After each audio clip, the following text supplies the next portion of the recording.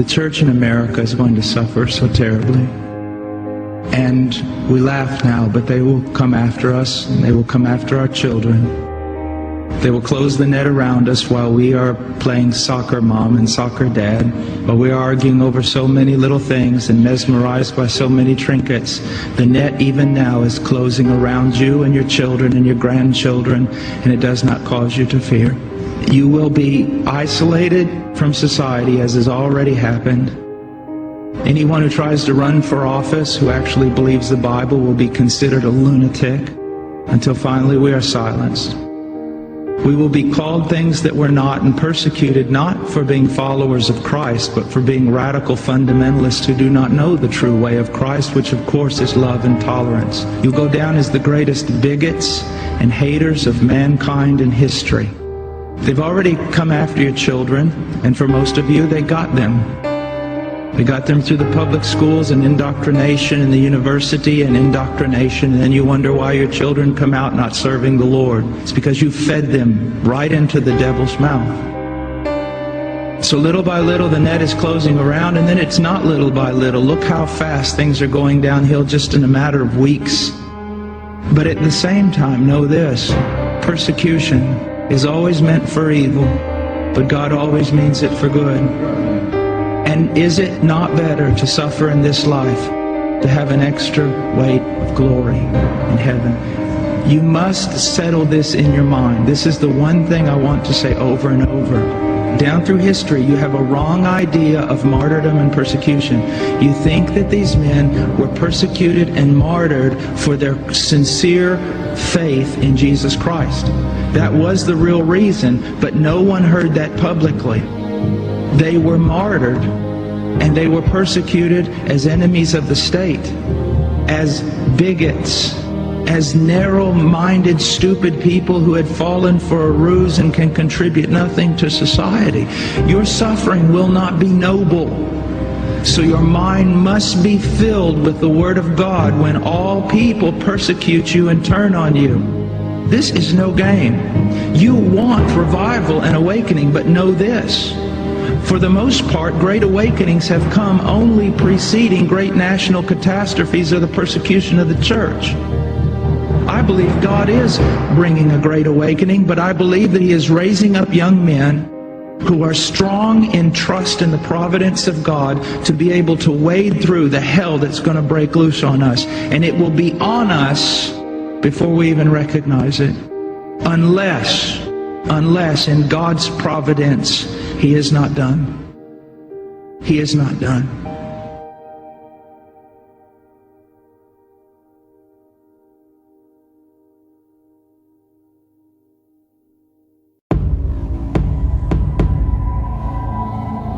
So I think there are lots of interesting discoveries, biological, on Earth, and other discoveries in the heavens that those of you who are younger will get to see unfold. You'll have all kind of problems with them, but on balance it'll be a plus. And it'll make life much more interesting. I do think, first of all, that there are a number of impersonal forces which are pushing in the direction of less and less freedom. And I also think that there are a number of technological devices which anybody who wishes to use can use to accelerate this process of going away from freedom, of imposing control. We have 300 million pattern recognizers in the neocortex by my estimate. That hierarchy we build ourselves, that each of these pattern recognizers is capable of connecting itself to other neocortexes. To build this hierarchy, we build that hierarchy from the moment we're born or before that. We're going to put these gateways, this is a gateway to the cloud. We're going to put gateways to the cloud in our brains and have more than 300 million.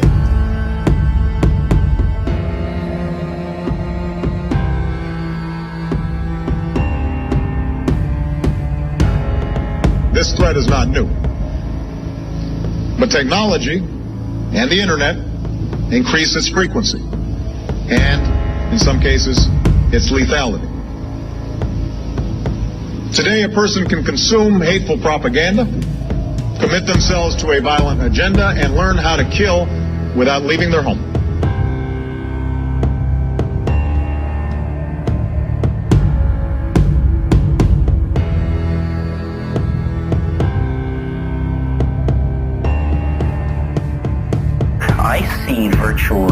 reality as a way not of escaping any notion of empirical reality, but as a way of reportraying invisible levels of the given world that are very vital and important to us.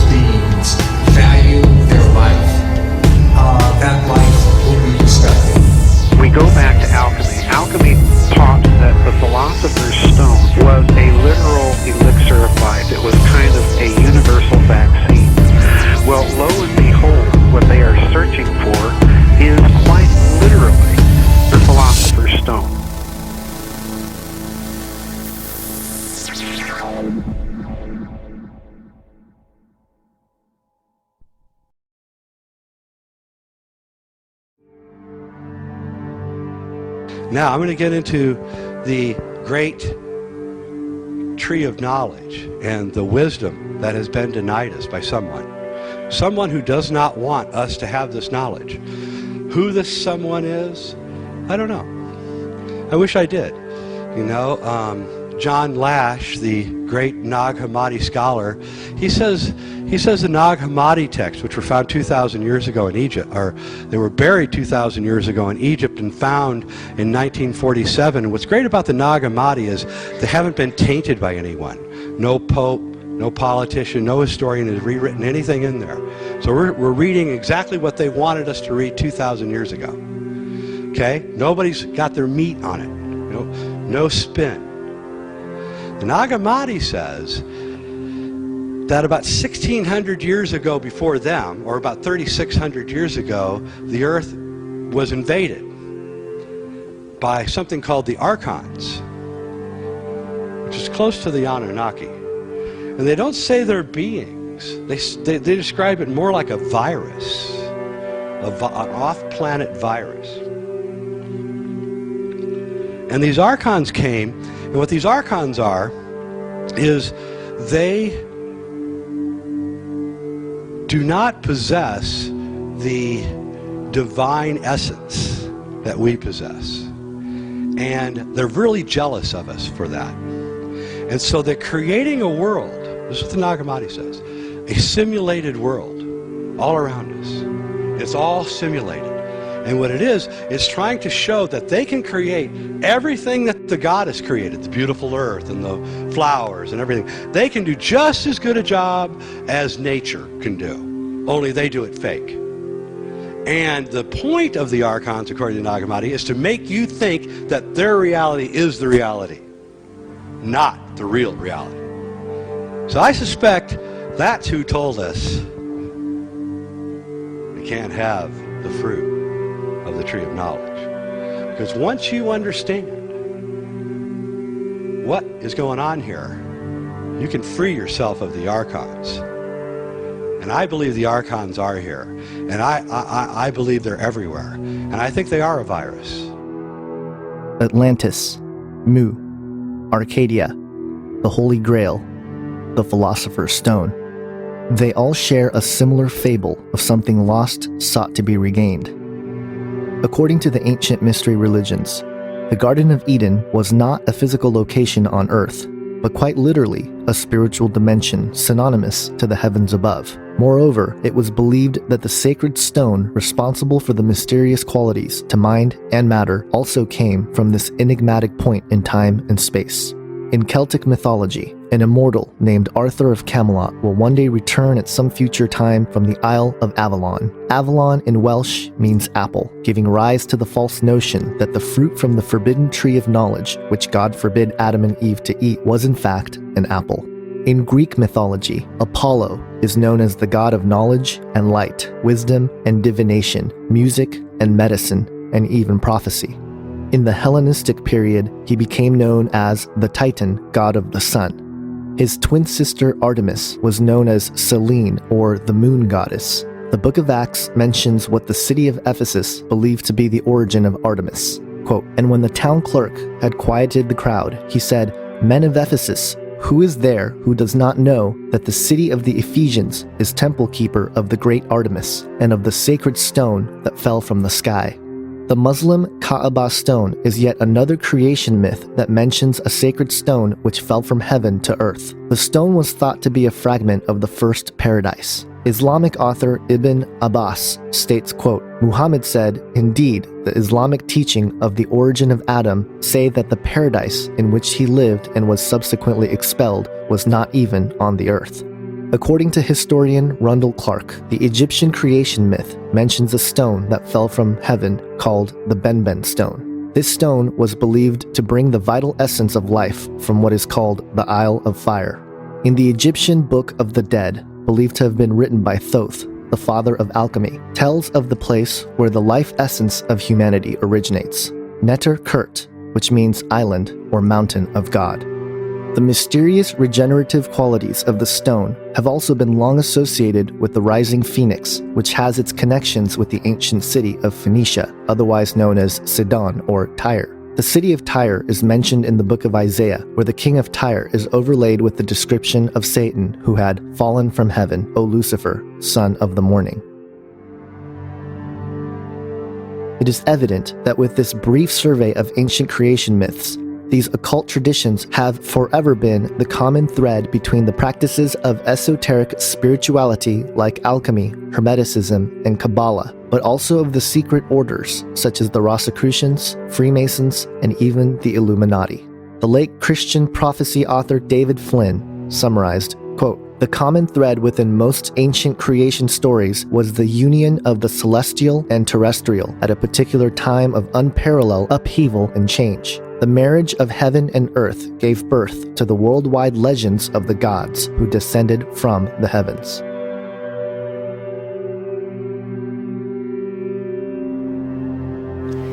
Well, alchemy is actually one of the most ancient of the sacred sciences. Its origins are stretching far back into history. In the terms of the alchemists themselves, alchemy was the transformation and transmutation of metals. But in a broader sense, this transformation takes place on all different levels, not just a physical level, but mental and spiritual levels, and not just for metals, but for all creatures. All of creation is going through this process of transformation. One alchemist described alchemy as celestial agriculture. Oh my gosh. And this is a sense that everything in nature is alive and transforming, going through a process of development. Frater Albertus described alchemy as a process of consciously assisted evolution, where the operator himself is consciously involved in his own evolution. Oh yeah, I like that. I like that a lot. Yeah, it's a lot more than the commonly held belief that it's transmuting base metals into gold. If you look in the dictionary, that's the standard definition for alchemy, turning lead into gold. But there's quite a bit more to it than just that. Mm-hmm. And can you go into a little more depth about the origin of alchemy? The origins of alchemy are lost to history.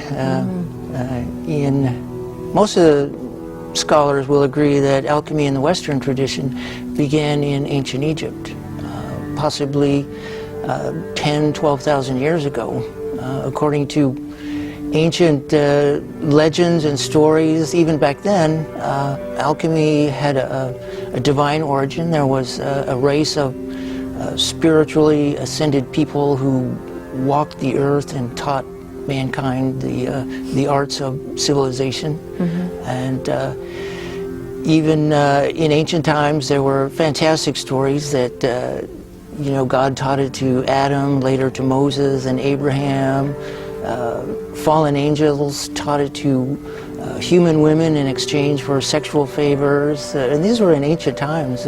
In more recent times, It's been proposed that this was a technology that stems from Atlantean technology, that aliens brought it to Earth. But if you follow the thread of history itself, somewhere in ancient Egypt there was a sacred science. It was called the divine art. And that was the origins of alchemy, and you can actually follow the processes through the various priesthood who kept this as a secret science, and it was passed along from generation to generation under oaths of secrecy. It was developed as a secret science and very closely guarded secrets. The origin of alchemy is as mysterious as the practice itself, but its influence has been vital to human civilization. Alchemy, through the sacred arts, has been part of ancient Egypt, the mystical Jewish practice of Kabbalah, Zoroastrianism, Christian Gnosticism, mystical factions of Islam, Chinese mysticism, the Knights Templar, Rosicrucians, the Golden Dawn, and even the Illuminati. Up until philosophical materialism became the main proponent of the scientific worldview, alchemy, as a main branch of the Hermetic arts, was the foundation for all scientific and technological inquiry. In fact, it is through the philosophical tradition of Hermeticism that inspired many scientific and technological breakthroughs throughout recorded human history. A.E. White, a 20th century British scholarly mystic who was the first to attempt a scholarly study of Western occultism, found that, quote, "The earliest extant work of alchemy which is as yet known in the West is the Papyrus of Lead, which was discovered at Thebes. The practices exposed in this papyrus are the same as those of the oldest Greek alchemists, such as Pseudo-Democritus, Zosimus, Olympiodorus, and Pseudo-Moses. This demonstration is of the highest importance for the study of the origins of alchemy. It proves it to have been found on something more than purely chimerical fancies. It is impossible to separate the Lead papyrus from a close relationship with its context of other papyri, as admitted by Berthelot, who said, "The history of magic and Gnosticism is closely bound up with that of the origin of alchemy, and the alchemical papyrus of Lead connects in every respect with two in the same series which are solely magical and Gnostic." It's interesting, though, we now know for sure from declassified Central Intelligence Agency documents that Jerry Garcia was working for the CIA. Absolutely. Spreading all this LSD and drugs to everybody, encouraging the kids to think about necromancy and communication with the dead, promoting the drug revolution. He was a CIA operative. Yes. Isn't that an amazing thing? You know, so some people who worship Jerry Garcia, seems to be their anti-establishment, but he was par excellence establishment. People hate to hear that. What a deceit we have in America today. It is so subtle, and it's all around us. It's like, I mean, the Brotherhood is the filter that the stars rise up through. So here we have Demi Moore. And of course, she was a rising star. Yeah. And she just had a Kabbalistic wedding. Yeah, she is a Kabbalist. Well, have a look at this clip. Play this clip, Shag.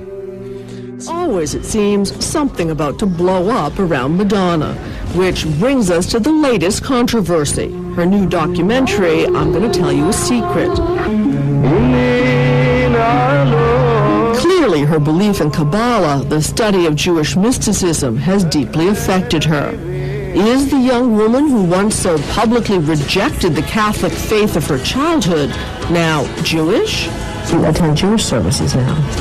Well, that's what some people think. I don't attend Jewish services. Straighten us out. Well, I hear the Torah, but I'm not Jewish, and nor have I converted to Judaism. I think I'm connecting to something that predates religion. According to occult author Manly P. Hall in his infamous book, The Secret Teachings of All Ages, it states, quote, "Early initiates of the Kabbalistic mysteries believed that its principles were first taught by God to a school of his angels before the fall of man. The angels later communicated the secrets to Adam, so that through the knowledge gained from an understanding of its principles, fallen humanity might regain its lost state. The angel Raziel was dispatched from heaven to instruct Adam in the mysteries of the Kabbalah. Different angels were employed to initiate the succeeding patriarchs in this difficult science." Most esoteric authors believe that the origin of alchemy and the knowledge of the mysteries originate in ancient Egypt, in particular from a deity named Thoth, who later became known as Hermes Trismegistus. Garth Fowden, in his book, The Egyptian Hermes, A Historical Approach to the Late Pagan Mind, states, quote, Thoth was among the most diverse and popular of all the Egyptian gods. In particular, Thoth was regarded even in the most primitive period as the moon god. Thoth came to be regarded as the origin both of cosmic order and of religious and civil institutions. He presided over almost every aspect of the temple cults, law, and the civil year, and in particular over the sacred rituals, texts, and formulae, and the magic arts that were so closely related. To him, as divine scribe, inventor of writing, and lord of wisdom, the priesthood attributed much of its sacred literature, and of the occult powers latent in all these aspects of the cult of the gods, Thoth was the acknowledged source. By extension, he came to be regarded as the lord of knowledge, language, and all science, even as understanding or reason personified. The influence of Thoth's later title, Hermes Trismegistus, has been the root of knowledge for the history of mankind. What is now referred to as the Hermetic Order and its outworking of Hermeticism has influenced some of the most familiar names, including Pythagoras, Plato, Aristotle, Galileo, Kepler, Da Vinci, and Isaac Newton. Even Copernicus arrived at his revolutionary insights about the heliocentric solar system by mere, quote, including the hidden works of Thoth himself. In fact, Hermeticism is so influential that even the biblical method of hermeneutics comes from the same root, Hermes, the, quote, tutelary divinity of speech, writing, and eloquence.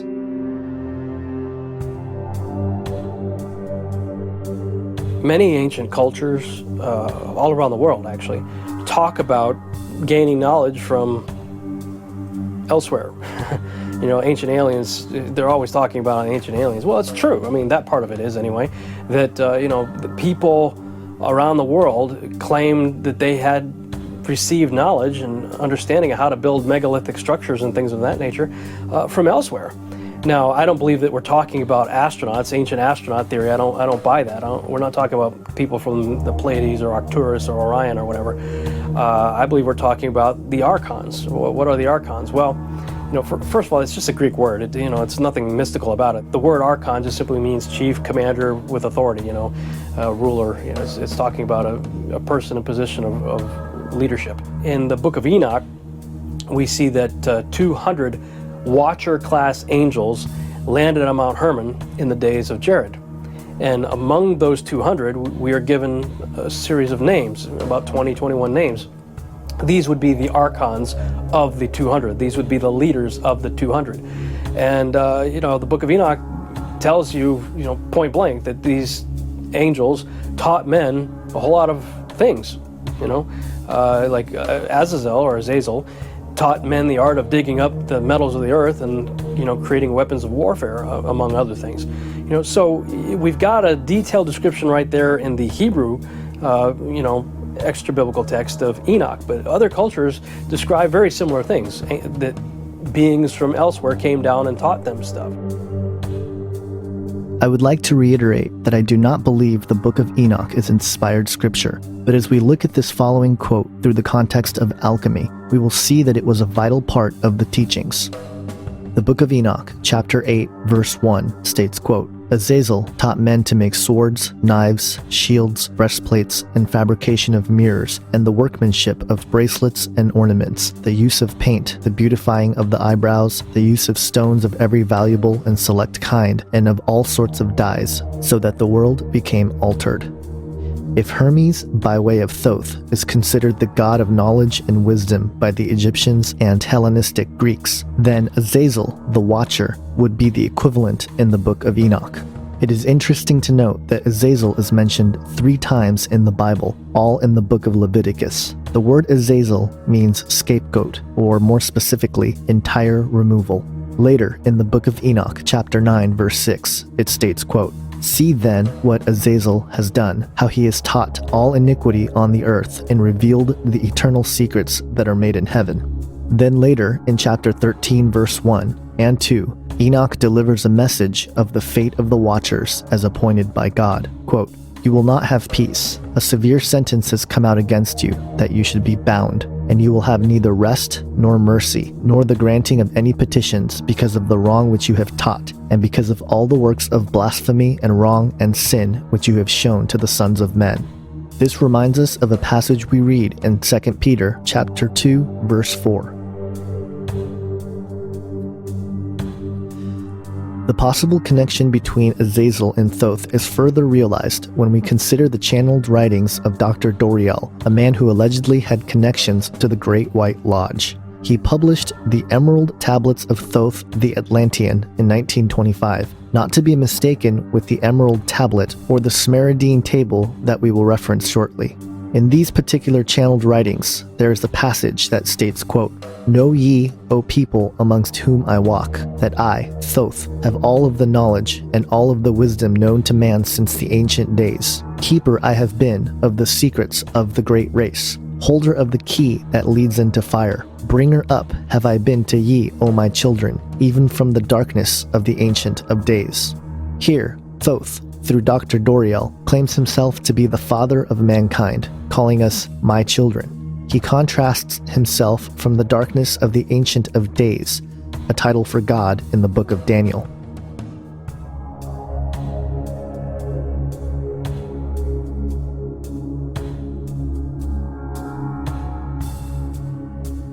These clues are a dead giveaway of who is actually behind the identity of Thoth, or Azazel. However, the channelings don't end there.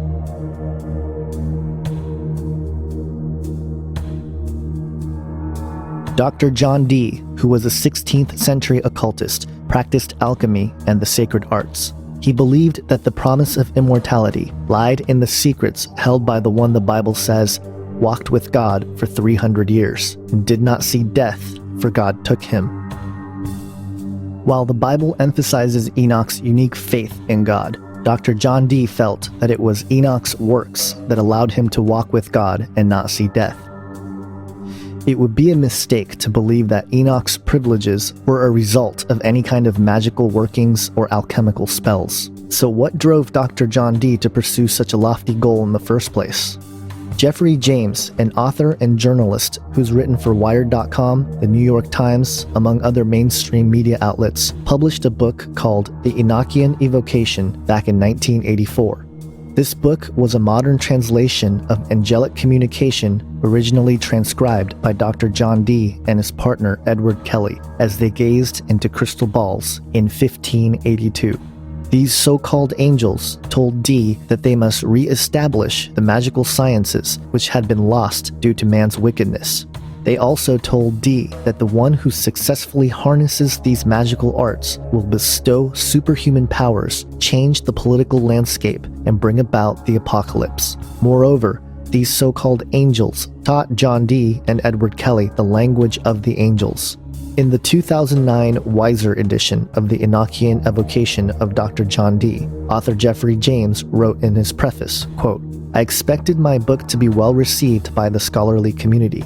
Instead, most of the interest in the Enochian Evocation has come, as far as I can tell, from practicing occultists. Academics have, by contrast, virtually ignored it.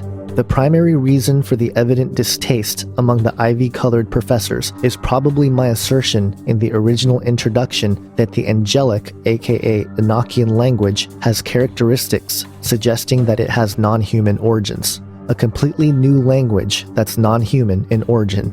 Yes, that's the kind of controversial statement that simply won't be tolerated among academics. I might as well clarify that statement, not for their benefit, but simply for the historical record. While I believe that it's probably that the angelic language was devised by somebody, most likely Kelly, either consciously or subconsciously, non-human characteristics do exist in the language and, as such, provide the best proof that we're ever likely to see of the existence of non-corporeal intelligence. Even if such beings are unlikely, the angelic language is still the only example of glossolalia, speaking in tongues, that involves a hitherto unknown language with its own grammar and syntax. This is a very different phenomenon from instances where entranced folks repeat languages they might have heard when a child, or in the case of Pentecostal Christianity, spout out whatever jibber-jabber comes to their heads. In other words, this book is important because it's the only publication, scholarly or otherwise, that fairly assesses the unique and possibly significant phenomenon of the angelic language and how it was dictated. Like all channeled material, it seemed that what Dr. John Dee and Edward Kelly communicated with were fallen spirits, masquerading as angels of light in desperate pursuit of the agenda to manifest their leader, Lucifer. You know, I think the same thing's happening in our day. You talk about the Nazis and, you know, how did they do what they do and build the rockets and all that stuff, and Wernher von Braun and others are, you know, they kind of smile at you and say, you know, we had help. Even Steve Jobs, you know, regarding the computers and stuff like that. You know, these people, they claim to have got inspiration, knowledge, wisdom, whatever, from elsewhere. And of course, you've got, you know, some of the theories that you see in the X-Files, that maybe our government is trading humans for knowledge and technology with the fallen ones. Could be. I mean, how else are we to explain the massive increase in technology, transportation, everything in the 20th century? I mean, we went from essentially a flat line for like 6,000 years. It was, you know, horse and buggy, beasts of burden for 6,000 years. So all of a sudden, planes, trains, automobiles, supposedly putting a man on the moon, sending probes to the farthest reaches of our solar system and beyond, and creating telescopes that could look to the farthest reaches of our universe. How did all that happen in less than 100 years? Unless maybe we had help.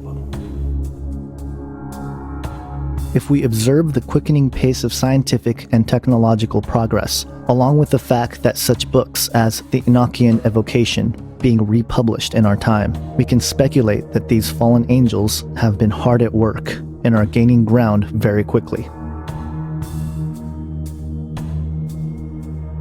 Another obscure account of the passing down of alchemical wisdom from spiritual beings is found in a document attributed to the 3rd century AD but found in the 11th century Codex Marcianus, entitled Isis, the prophetess to her son Horus. The story is told through Isis, who is approached by an angel desiring sexual relations with her. Quote, "In the course of events and the necessary revolution of the spheres, and after a certain passing of the Kairoi, one of the angels who reside in the first firmament saw me from above and wanted to unite with me. He advanced, intending to arrive at his goal, but I refused to yield, wanting to learn from him the preparation of gold and silver. The next day, a greater angel named Amnael, who was identified with a mark on his forehead and a vase that was not covered with pitch, but rather full of transparent water, approached Isis. Isis first yielded to Amnael, asking in exchange for the knowledge of alchemy. Quote, "And when he delayed to answer, I did not yield a bit, but I resisted his desire until he let me see the sign which he had on his head, and transmitted to me without reserve and with sincerity the mysteries that I sought.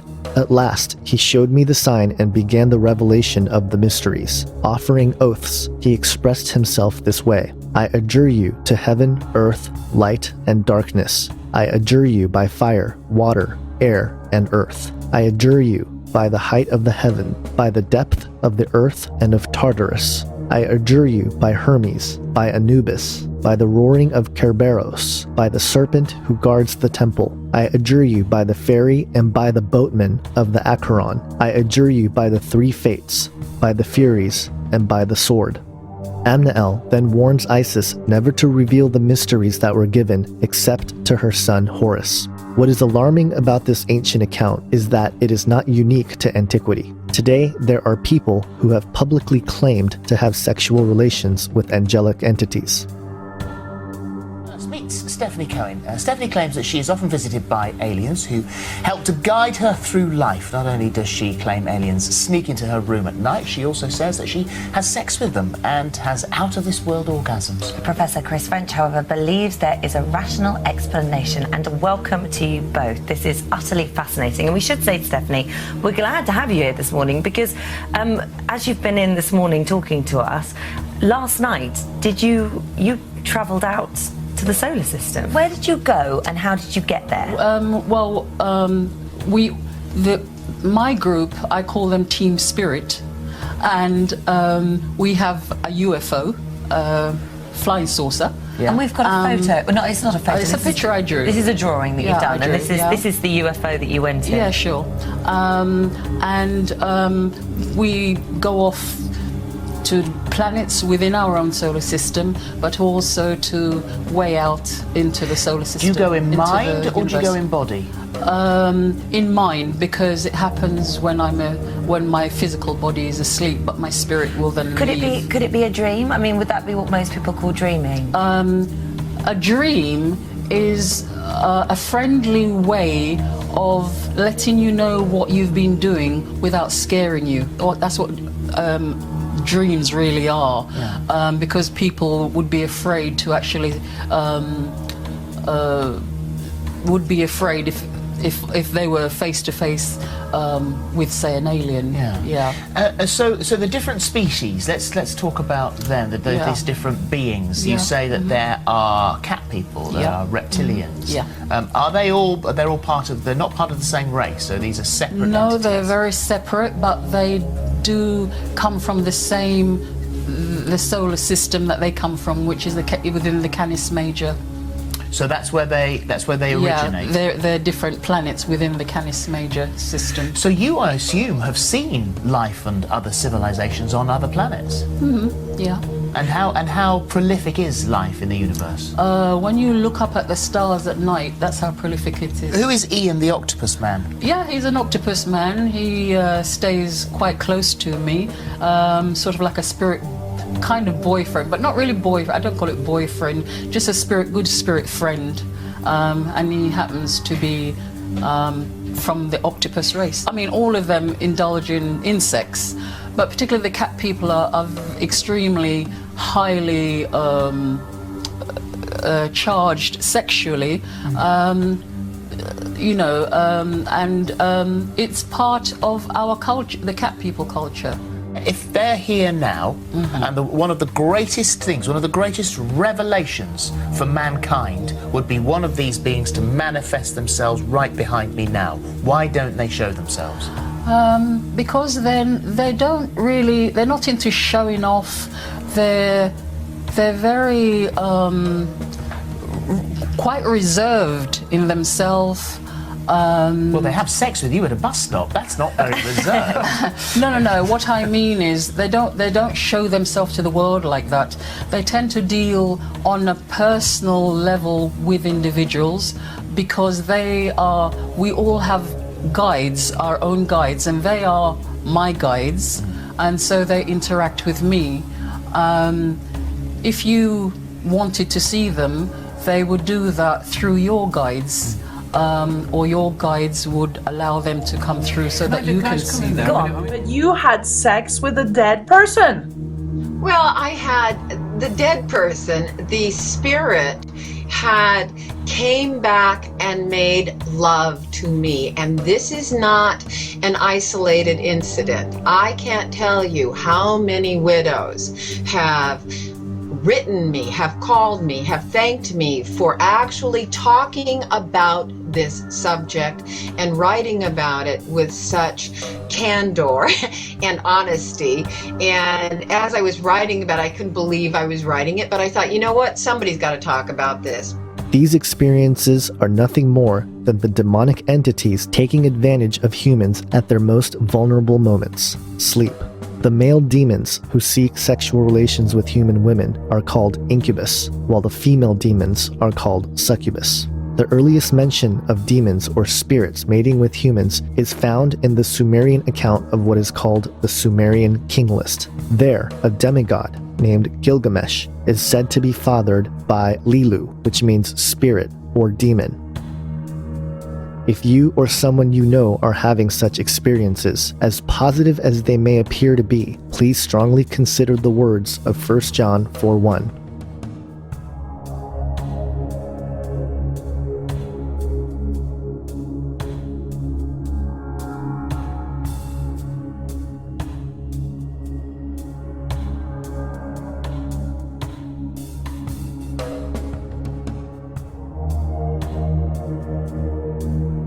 The only hope that we have in this is the real Jesus Christ, Jesus of the Bible.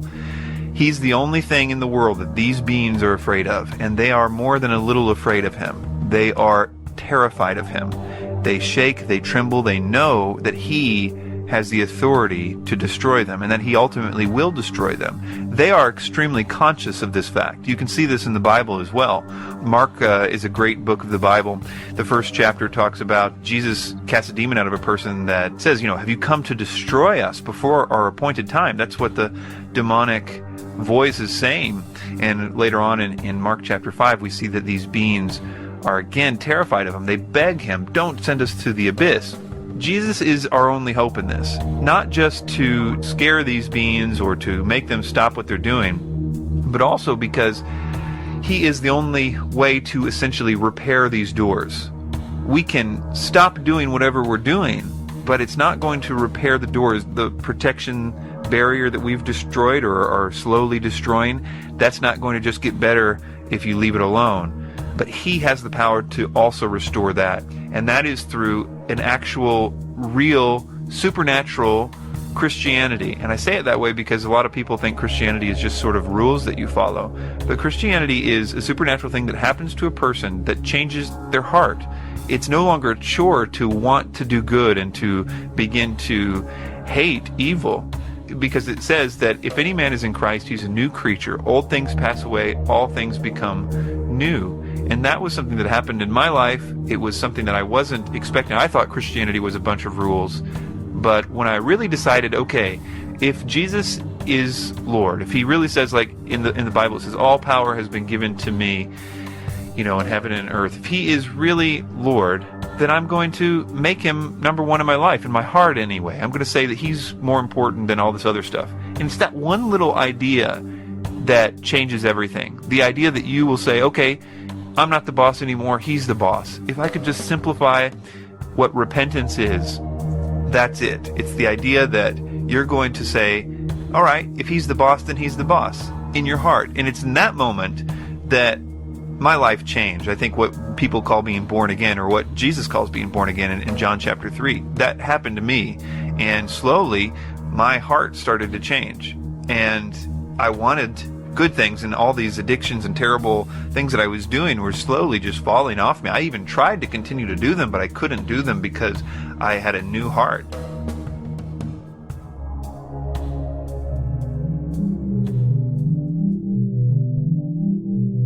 Israel Regardie, a 20th century French occultist and writer who was Aleister Crowley's personal secretary and transcriptionist, wrote about alchemy in a document entitled The Philosopher's Stone, Spiritual Alchemy, Psychology, and Ritual Magic. Quote, "The alchemical and magical theories roughly amount to this. In the course of long aeons of time, nature has gradually evolved a complex mechanism of reaction, which we call man. Marvelous as this organism is in many ways, yet it manifests several defects. A stream cannot rise higher than its source, and without entering into the complicated and at first sight rather bewildering realm of alchemical cosmological theories, it is held that nature has fallen from a certain divine state, from grace as it were. Because of this condition of things, it is held that by herself and unassisted, nature cannot regain her former glorified condition of equilibrium. The great work of alchemy is to bridge the gap or veil that currently exists between the physical and spiritual realm." Another early 20th century author named Herbert Stanley Redgrove, in a book entitled Alchemy, Ancient and Modern, stated, quote, "The famous axiom beloved by every alchemist, what is above is as that which is below, and what is below is as that which is above." The alchemist postulated and believed in a very real sense in the essential unity of the cosmos. And later, Redgrove quotes from the Smaradine Table, also known as the Emerald Tablet, which according to Albert Magnus was found in the tomb of Hermes by Alexander the Great. On the tablet was inscribed 13 lines, one of which read, quote, "Ascend with the greatest sagacity from the earth to the heaven, and then again descend to the earth, and unite together the powers of things superior and things inferior. Thus you will obtain the glory of the whole world, and all obscurity will fly far away from you." What's fascinating is that the Bible is consistent with this idea that heaven and earth were once together. The veil is a concept that I didn't see for a very long time, and really most people haven't actually seen this idea of a veil between heaven and earth. But I began to discover it when I looked in Revelation chapter 6, and it says that the heavens are going to recede like a scroll. And Isaiah 34:4, it says the same thing, that the heavens will recede like a scroll.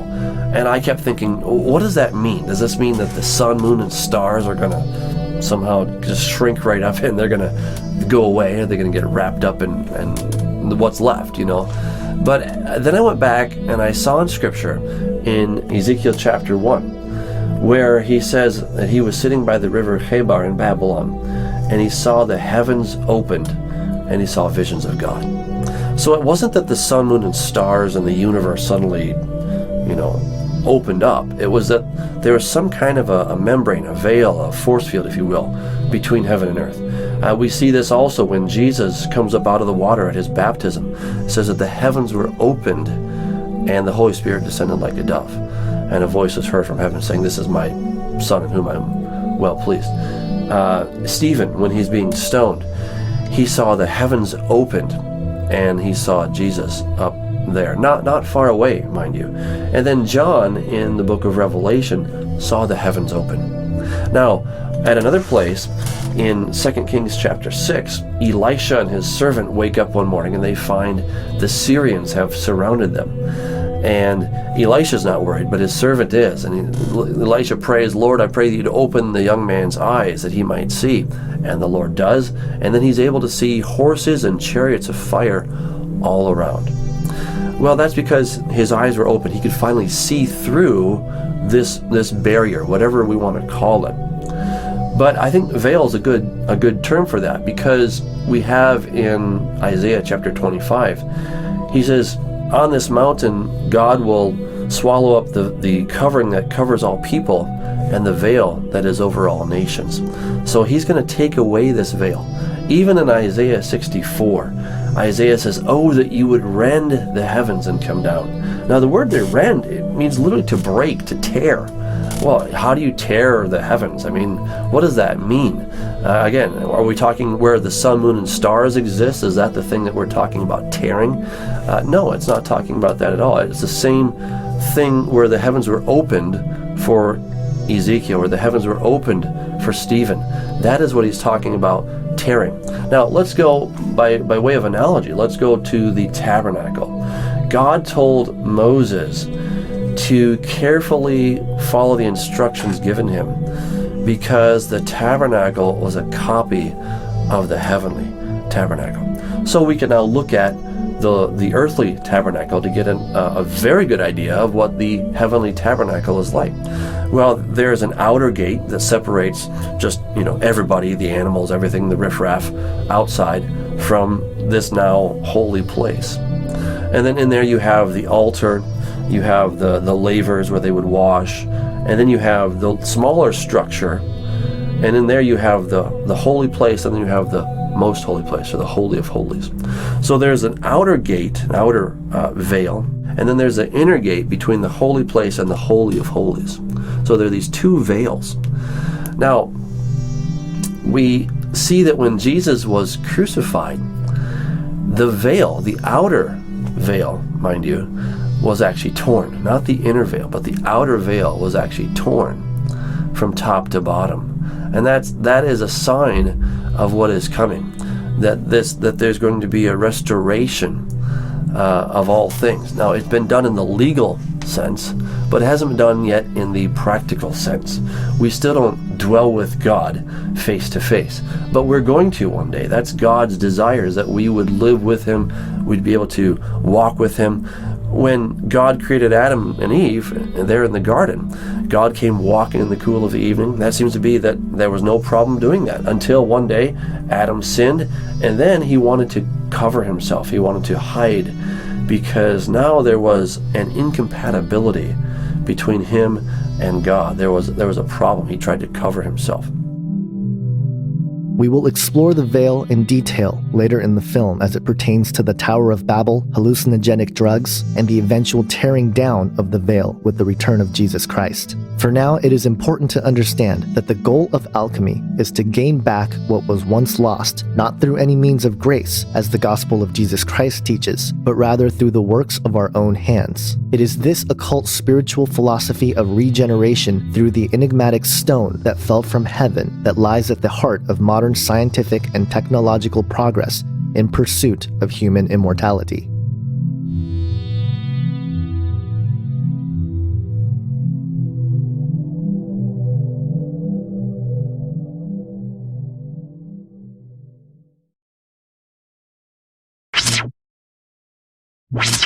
We're just like, can I try that again? Hey guys, thanks for having me on. Great to be here. How's it going, Rob?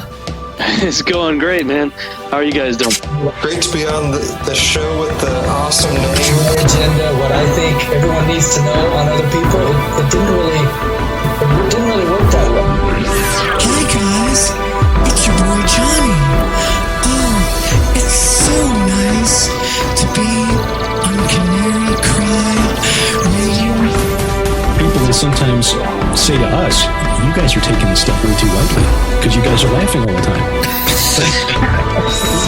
That's what started it, and we opened wide to saying, Lord, we'll help any of these, we'll go whatever. Well, is that the way the Antichrist is going to arise? I don't know, but I know that the book of Revelation tells us in Revelation 17 that the world is going to marvel at he who was and is not and yet is. There's a lot of minds that are being made up that say, hey, E.T. is God. The God of the Bible is just ridiculous. You're listening to Canary Cry Radio. Here's Basil and Gons.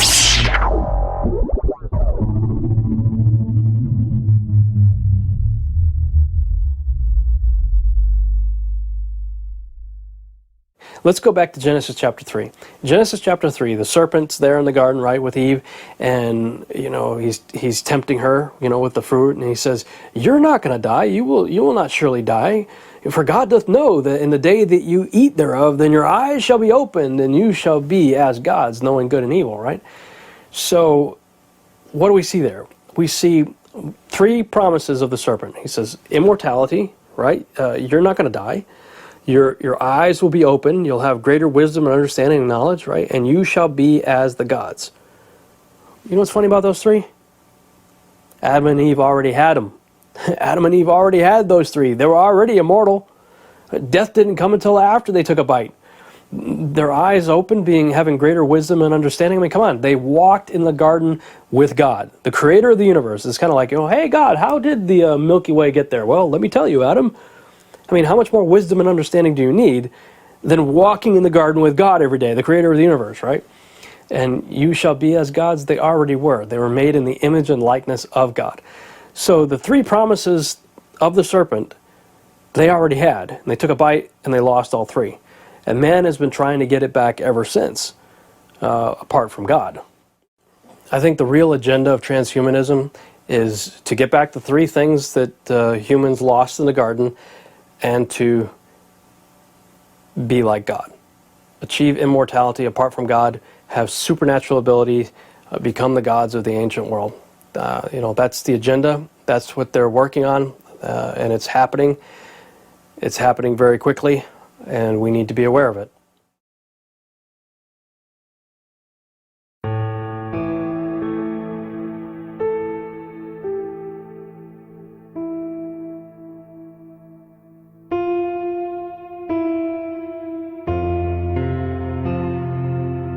Terence McKenna, who was the scientist who was the originator of time wave theory and novelty theory, and who experimented with DMT and other psychoactive mind-expanding drugs and made contact with the Greys and the ETs and all the rest of them, but then would have to come down off his high and come back to this reality, speculated that in the very near future, via human enhancement, we won't no longer need these psychoactive drugs because we'll alter our brains to put ourselves in contact. It is very important because now we're facing the time where unconscious evolution period has almost finished. And we come to the new era when new period of controlled human evolution can happen. I think that main efforts of their scientists and main technological progress will be concentrated on their making new body for the human being.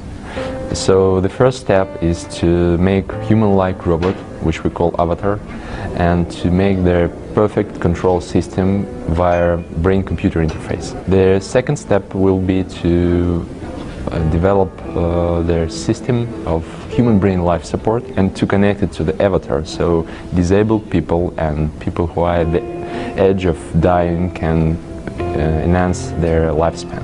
And the third one, finally making the artificial brain to which we can transfer the individual consciousness. And we have one more project which is actually our dream.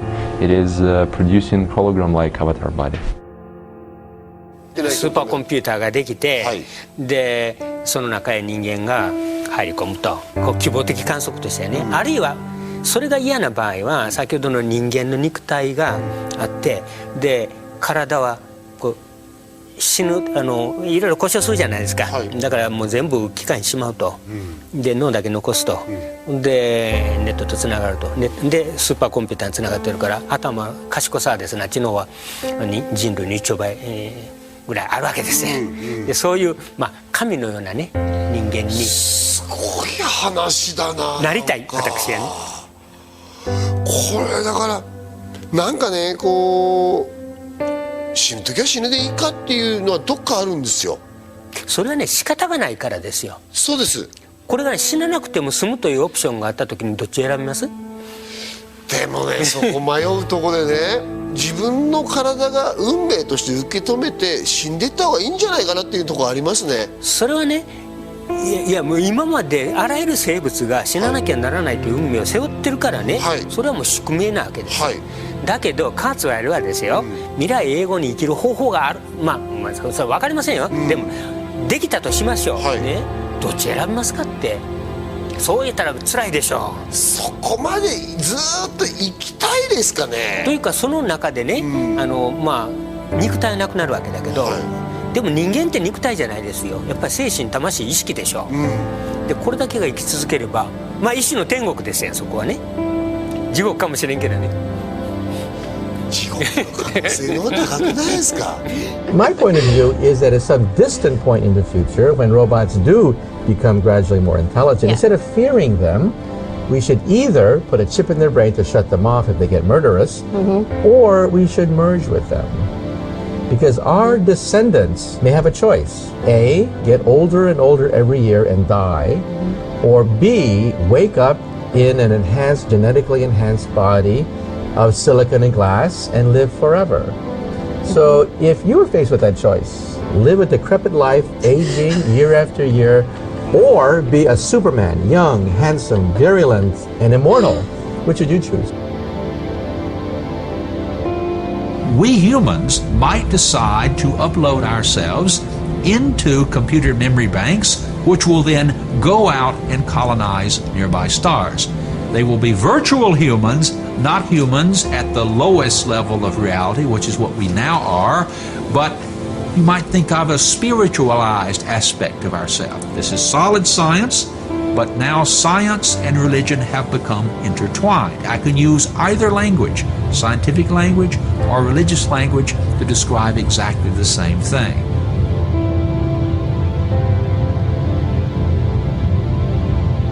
Human beings in the far future will be primarily virtual humans. And it is those virtual humans that will get into tiny spaceships and travel to the distant stars, colonize those nearby stars, start the same process again. What will happen is the universe will be slowly but surely converted from its current dead matter state into a living matter state. In the far future, the entire universe will be one gigantic computing machine.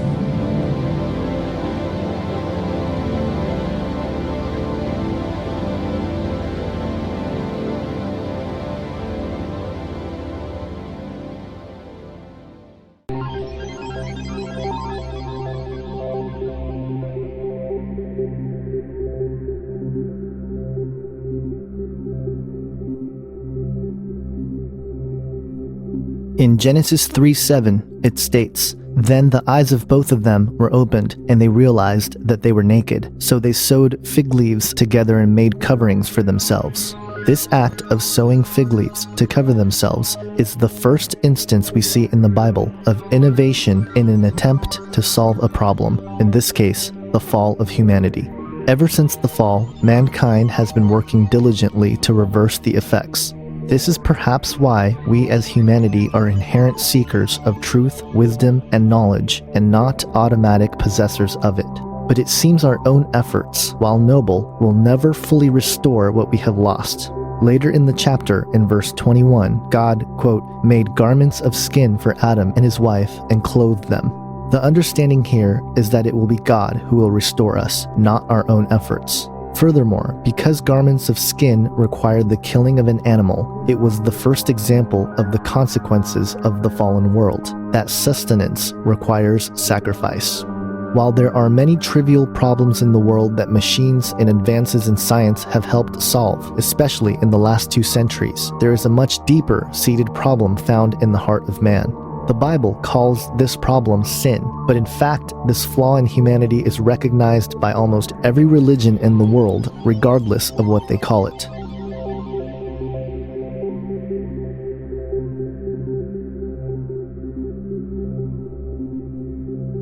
Even the self-proclaimed atheists, or the agnostics, cannot deny this inherent shared problem.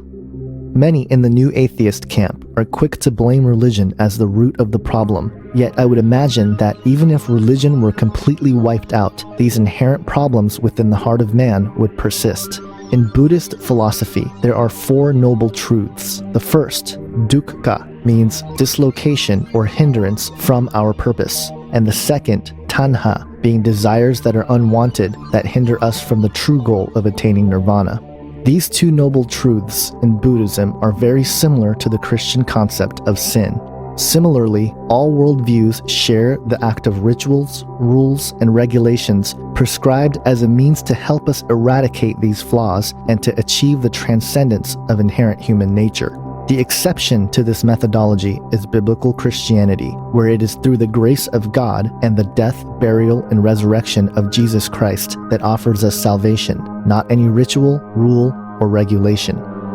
Modern technology has undoubtedly been the most transformative in all of human history. Many people recognized the transformative potential and power of technology early on in the 19th century when groups like Technocracy Incorporated were formed in an attempt to politicize the technological movement. Hello, I'm Arvid Peterson, and this is the first of a 2-part presentation on technocracy, an alternative social system. Because of the turmoil throughout the world, and because of the uncertainties about the future of North America, it is not surprising that many Americans are becoming quite concerned. The relentless bombardment of conflicting statements that come from our business and financial leaders, the inane rhetoric pouring from the mouths of politicians, and the fragmented bits of news that come from the media all add up to general confusion throughout the land. Fortunately, however, there is a solution to the many problems facing this country and this continent. And the purpose of these discussions is to talk about those problems and to delineate the kind of solution that is needed. To introduce to you the subject science applied to social operations. These programs are not intended to entertain or amuse you, nor are they meant to scare you. We are making a new approach. It is not political, financial, philosophical, legal, religious, or moral. It is a technological approach. Technocracy is the scientific answer to America's social problems. The Zeitgeist movement has pushed the Venus Project, which is essentially a technocratic utopia maintained by machines that will produce goods and services to the needs of humanity. And again, while such a cause is noble, and the film Zeitgeist, moving forward, gives its case for why a society built on machine production rather than human labor will solve all the world's problems, it is my firm belief that it will not change the inherent flaws found in the human heart. Abundance does not equal altruism. While technology has given rise to new possibilities, the issue of abusing this power still remains. In fact, the advent of a world government and a world economic system are predicated on the advancement of technology. Can a microscopic tag be implanted in a person's body to track his every movement? There's actual discussion about that. We propose that everybody, every American, citizen, legal immigrant, gets a non-forgeable employment card, a national employment card. It has a little chip in there that you can't forge that matches the retina of your eye. Now, every employer would have to swipe the card through a little machine like a credit card machine. When someone applied for a job, it would have their picture on it, of course. And if the computer said they're a citizen, I got it. or they're I got it, illegal, Senator. I got it. I think I got it. But here's the other part. If the employer doesn't swipe the card or hires him anyway, first time, a $50,000 fine. Second time, jail. It will cut illegal immigrants, and then the Baileys will be willing to accept lots of legal immigrants who we need in this country. Have you ever gone shopping or loaded up your cart with food or clothing and then get to the checkout line and find out you've left your wallet in the car? Well, tonight we'll show you the technology that makes it simple to just touch and go. It's sci-fi technology that's about to enter the checkout lane, all in the name of speed and convenience. You'll be able to buy anything from bread to beer if you agree to give the store your ultimate identity. Once you have your groceries scanned, now what do? You punch in your PIN number, touch your index finger to the image reader, and you've paid in about 3 seconds, all with the touch of your fingertip. It's called biometrics, an automated way to recognize you based on your unique biological characteristics. Each person's fingerprint is a unique identifier, not biologically duplicated anywhere else in the world. Well, Big Brother will now be taught at a school near you. Across the country, schools are finding ways to track and monitor students inside and outside the classroom. The techniques range from chips embedded in school ID cards to GPS systems installed in computers tracking students' every move to actual surveillance cameras. And it's happening in Texas. These are the IDs students are required to carry that have tracking trips built right into them, so teachers know where their students are at all times. Well, schools say the measures will help make kids safer, but is it just going too far? If this takes off, they're expecting within like a couple of years to have it advance in Texas and impact around 100,000 students in 122 different schools. And of course, like I said, it's going to be a slippery slope. If we see it working here, it's going to work somewhere else. ID card. Well, what happens next? It's a very good question. Somewhere else. There's actually, I saw someone saying online that it just prepares students for the real world, where they go enter adulthood and they are constantly monitored. It's not the real world I went to school in. Yeah, but times are changing, Liz. Times are changing, that much is true. Mismatch between humans and electronics, right? So electronics are boxy and rigid, humans are curvy and soft. That's a mechanical mismatch problem. Well, a researcher at the University of Illinois, his name is Dr. Rogers, what he discovered is that he could use standard CMOS techniques to make islands of high-performance silicon connected by accordion-like structures that would allow it to stretch up to 200% and still be performing. And what he did is he founded a company and they started making electronic tattoos. So I'm wearing one here on my arm. Do we have a camera to get a... This is a developmental system made by MC10, and it has an antenna and some sensors embedded in it. And what we plan to do is work with them to advance a tattoo that could be used for authentication. Now, it may be true that 10 to 20-year-olds don't want to wear a watch on their wrist, but you can be sure that they'll be far more interested in wearing an electronic tattoo, if only to piss off their parents. Right? And that can have a design, right? Because they would certainly want some kind of cool design. Options. And that's something that you wear, but you could also imagine including authentication in just your daily habits. So I take a vitamin every morning. What if I could take vitamin authentication? What? Vitamin authentication. Look, I have one right here. Well, here, I'll let you hold it. Would you like to hold it? I'll hold it. Okay. So this... You guys see it? This pill has a small chip inside of it with a switch. It also has what amounts to an inside-out potato battery. When you swallow it, the acids in your stomach serve as the electrolyte, and they power it up, and the switch goes on and off. and it creates an 18-bit ECG-like signal in your body, and essentially your entire body becomes your authentication token. Yes, this is true. Okay? Okay, but... Okay, so wait. So it's really true. So what this means is that becomes my first superpower. I really want this superpower. It means that my arms are like wires, my hands are like alligator clips. When I touch my phone, my computer, my door, my car, I'm authenticated in. First superpower. Like, I want that. So we're not shipping that right away? Yeah, no. We're not shipping that right away. But it sounds like... This is FDA cleared? So here's the thing. This is not science fiction. This pill was actually made by a company called Proteus, and they've developed it for medical applications. That pill has been CE stamped and cleared by the FDA. You can take 30 of those per day for the rest of your life. It's a new technology that is unlocking the Pulse password. Your heartbeat reveals a lot about you, and not just about your health. There's actually unique characteristics that relate to the size of the heart, the position of the heart, and the physiology surrounding the heart. It's as unique as your fingerprint, and now it's being used to replace passwords, key cards, bank cards, even credit cards. It's like your personal PIN number is your heartbeat. Imagine opening a door without a key, having your tech gadgets like smartphone or tablet unlock the second you walk into a room, or making a purchase at a store without using a credit card. It sounds like something out of a science fiction movie, but technology expert Lance Ulanoff says it's the way of our very near future. It's going to be a way for us to interact with the world around us without having to constantly identify ourselves. Canadian company Bionym developed this little wristband to recognize the pattern of your pulse. The wristband then transmits that information so you can perform transactions like withdrawing money without a bank card,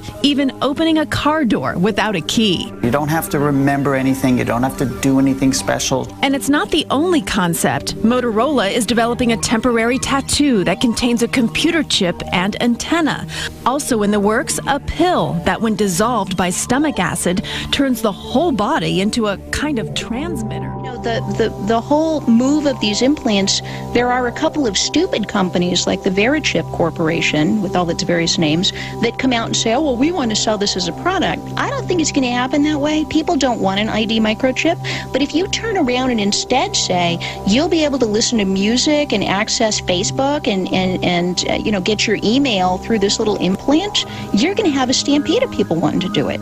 Neil Postman, in his book entitled Amusing Ourselves to Death, Public Disclosure in the Age of Show Business, stated, quote, "What Orwell feared were those who would ban books. What Huxley feared was that there would be no reason to ban a book, for there would be no one who wanted to read one. Orwell feared those who would deprive us of information. Huxley feared those who would give us so much that we would be reduced to passivity and egoism. Orwell feared that the truth would be concealed from us. Huxley feared the truth would be drowned in a sea of irrelevance. Orwell feared we would become a captive culture. Huxley feared we would become a trivial culture, preoccupied with some equivalent of the feelies, the orgy-porgy, and the centrifugal bumble puppy. As Huxley remarked in Brave New World Revisited, the civil libertarians and rationalists who are ever on the alert to oppose tyranny failed to take into account man's most infinite appetite for distractions. In 1984, Huxley added, people are controlled by inflicting pain. In Brave New World,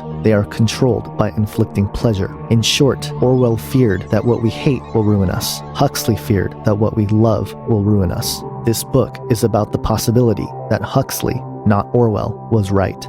Beyond the controlling aspects of technology in a tyrannical political or social system, there are some who tout that technology itself is more akin to a new life form. Kevin Kelly, the man who helped launch Wired magazine, who was the chief editor of its first 7 years, stated in his book, What Technology Wants, quote, "In biological evolution, there is no designer, but in the technium, there is an intelligent designer, sapiens. In the words of psychologist Sherry Turkle, technology is our second self. It is both other and us. Unlike our biological children, who grow up to have minds completely separate from us, the technium's autonomy includes us and our collective minds. We are part of its selfish nature. The ongoing dilemma of technology, then, will never leave us. It is an ever-elaborate tool that we wield and continually update to improve our world, and it is an ever-ripening superorganism, of which we are but a part, that is following a direction beyond our own making. Humans are both master and slave to the technium. Calling technology a superorganism may seem ridiculous at first, but not only is there ample evidence that we ourselves are the nurturers of this organism, there is clear prophetic biblical understanding to the development as well.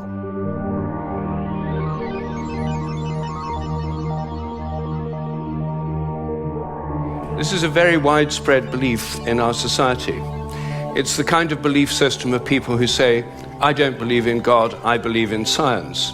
It's a belief system which has now been spread to the entire world. But there's a conflict in the heart of science between science as a method of inquiry based on reason, evidence, hypothesis, and collective investigation, and science as a belief system or a worldview. And unfortunately, the worldview aspect of science has come to inhibit and constrict the free inquiry, which is the very lifeblood of the scientific endeavor. Since the late 19th century, science has been conducted under the aspect of a belief system or worldview, which is essentially that of materialism, philosophical materialism. And these sciences are now wholly owned subsidiaries of the materialist worldview.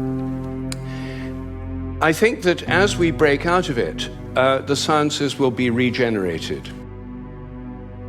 Philip Ashley Fanning, in his book entitled Isaac Newton and the Transmutation of Alchemy, an alternate view of the scientific revolution, stated, quote, "In alchemy, human beings had a method of seeking ultimate truth, and it seems to have worked, at least for a fortunate few. The ancient science enabled its practitioners to probe the deep structures of reality and participate in an ongoing creation of the physical world."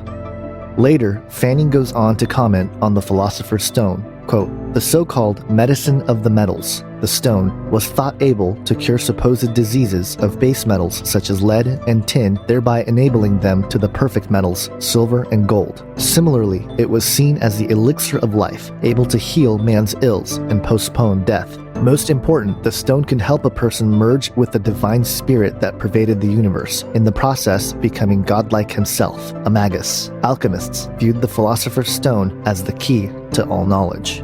Dr. Fred Alan Wolfe, in his book entitled Mind into Matter, A New Alchemy of Science and Spirit, said, quote, "Most modern dictionaries popularly dismiss alchemy as an immature, empirical, and speculative precursor of chemistry, having had as its object of transmutation of base metals into gold. But although chemistry did evolve from alchemy, the two schools of thought never really had much in common. Whereas chemistry deals with scientifically verifiable and objective phenomena, the mysterious doctrine of alchemy pertains to a hidden, subjective, abstract, and higher order of reality. Perceiving and realizing this reality is and was the goal of the alchemist. They call this goal the magnum opus, or great work, absolute realization." Dr. Wolfe goes on to describe his position on modern-day scientific practice, stating, quote, "As smart as we are in the modern world, we apparently can never pass behind the veil which divides the seen from the unseen, except by engaging ourselves in the way appointed by the ancients, the mysteries. Physicist Wolfgang Pauli once put it that scientists went too far in the 17th century when they attempted to make everything understandable strictly as objective science. By denuding the subjective view from any firm ground, much was lost. Modern science has attempted to make the study of the subjective a mere reflection of the objective and reducible science of matter. Some of us, including many scientists, don't agree with the new objective materialism. We believe in our heart of hearts, as did the alchemists that came before us, that something far richer than materialism is responsible for the universe." So when you're talking about the word supernatural, a simple dictionary definition is something like not of the natural world. A synonym would be something like preternatural. And this broadly covers a span of everything from belief in God or various deities to things like magic, the paranormal, and the occult.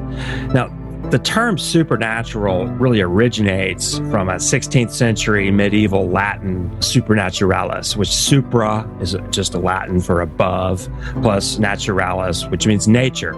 So you're basically, above nature. So most folks are thinking of something that violates, like known scientific laws like gravity, something that we call a miracle. Now, miracles are described in the Bible, and they seem to fit into two broad categories. Now, the first category would include, events that are occurring with supernatural timing or supernatural placement or both, but in and of themselves, they're a natural event, but the timing or how it occurs is above nature because God does it, or a supernatural agent like an angel would do it. Now, the second type of miracle encompasses a supernatural event where the phenomenon itself would defy physical laws of the universe. Like in 2 Kings chapter 6, Elisha makes an iron axe head float to the surface of the water. So this clearly violates physical laws. Something like when Jesus walked on water, that would clearly violate known physical laws. So we have these two kind of categories of miracles. But, when we're talking about something being above nature, it does beg the question of what is nature? And this is where you get into quite a bit of controversy in philosophical circles. And this really comes into what we call metaphysics in philosophy. It's kind of the branch of philosophy that deals with the nature of reality. And you really can't talk about supernatural without having a metaphysical theory of reality. Now, what this really means is meta is a prefix meaning beyond or after or something like that.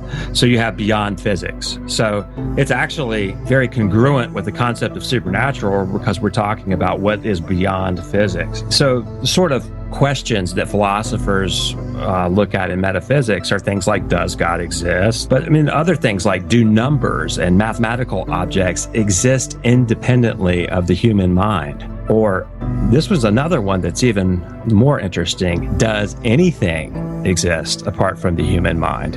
And there's actually some pretty rigorous philosophical arguments for what is called idealism, which basically says that everything is ultimately mental and that matter doesn't exist.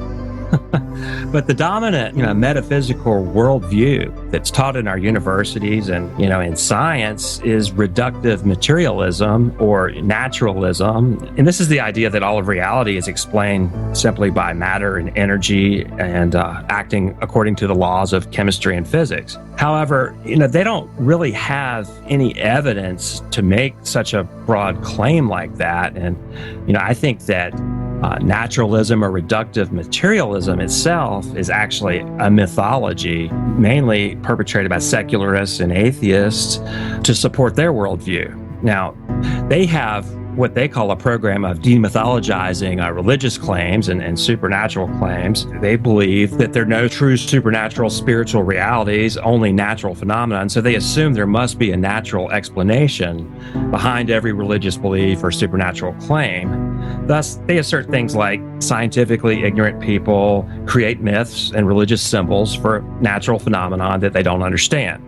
For instance, like a culture that doesn't understand thunder. So it interprets thunder to represent a deity in order to make sense of it somehow. So the goal of the naturalist or the reductive materialist is then to discover, the natural causes of these things and then drove this culture to create this mythology. And they demythologize it by explaining it away. Now that's happened in our culture to some degree. So they have some points in that. And we have discovered a lot of natural causes for things that we used to think were supernatural. But the art of demythologizing is really itself a mythology because, it just asserts a bald-faced assertion that there are no supernatural or transcendent kind of mysteries to life, and then it interprets everything that it cannot understand in terms of naturalism or reductive materialism. For instance, there's quite a few things that they don't have answers for, like the Big Bang cosmology. They've pretty much proven by their own scientific methods that the whole universe came into being at a point in time from nothing. Because nature came into being at that time,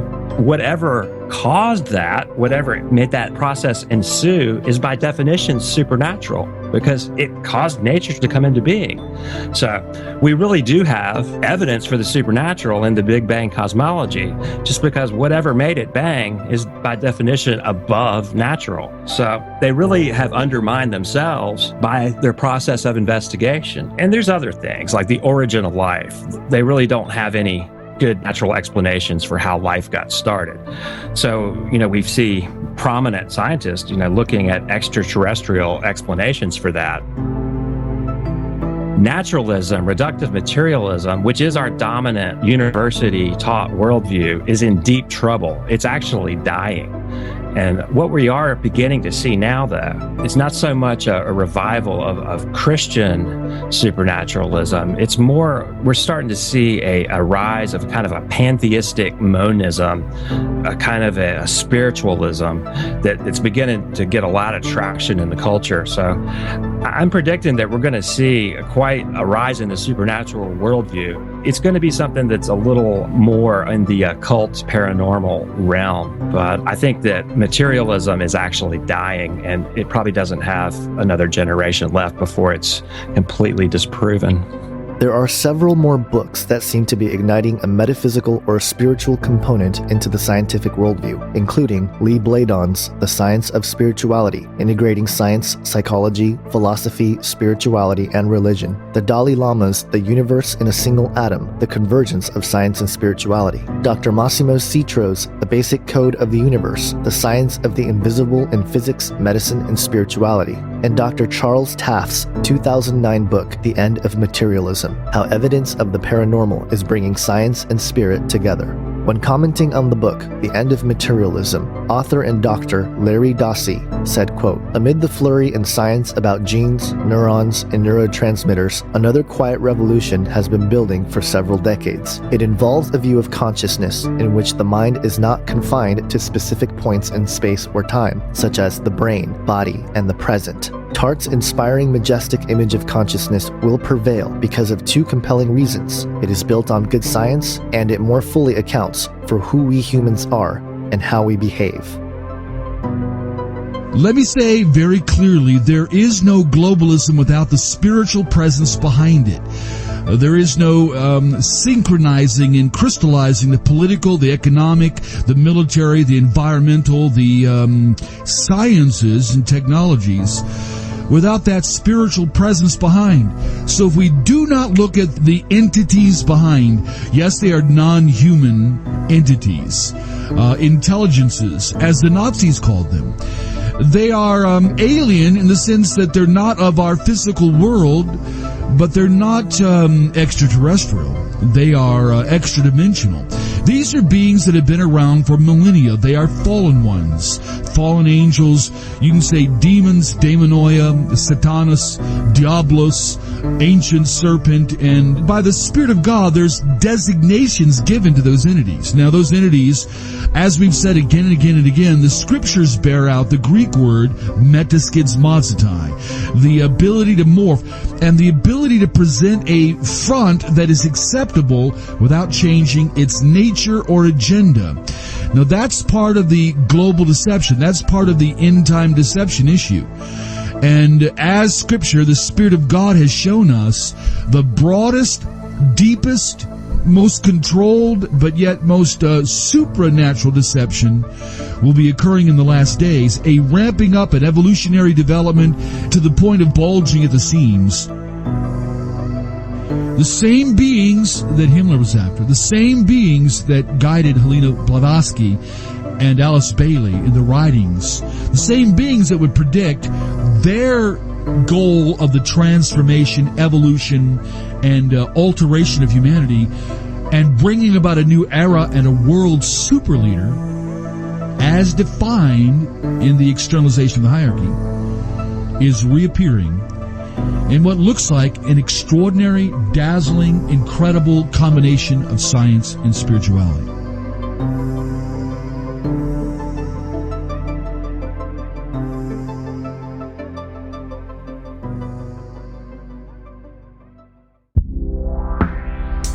If you would like to support this ministry and the making of this film and future films by A Face Like the Sun, please consider purchasing a DVD copy of the film. This 3-disc DVD is available in HD 1080p. Please visit ageofdeceit.com for more information.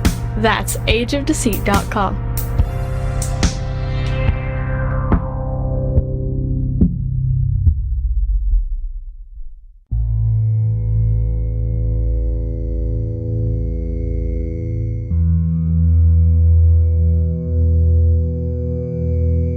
Let me begin by stating here that I am not against the advancement of technology. I believe that much of the work is done with good intentions for the well-being of mankind. However, as the old adage goes, the road to hell is paved with good intentions.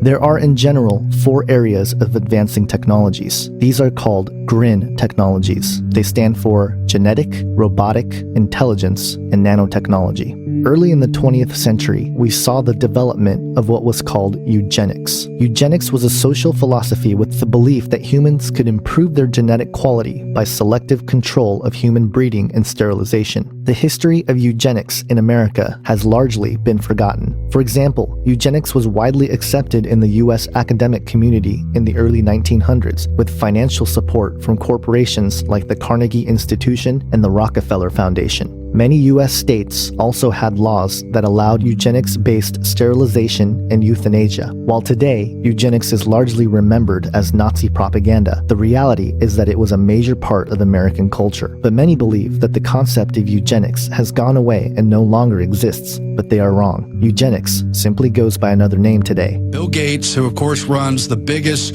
charitable philanthropic foundation, which is tax-free, the Bill and Melinda Gates Foundation, and I just want to point out leading into it, they are explicitly in lockstep with the Rockefeller Foundation and completely continuing what has been a century-long saga of eugenics, social engineering, collectivism, and destruction of all independence. They're pushing GMOs in all sectors of the world. You know what's going on domestically. Hopefully you've heard about how they're pushing it into African communities in India, in Latin America. They're destroying local agriculture while forcing people to take food aid or grow GMOs that are destructive to their health. According to all the studies, they're ignoring all the warning signs and putting more and more money behind it while literally paying propaganda to portray them as our saviors and those who are saving us not only money but lives. Bill Gates pays media to portray him as a saint. And you notice how every article always mentions that he's saving lives,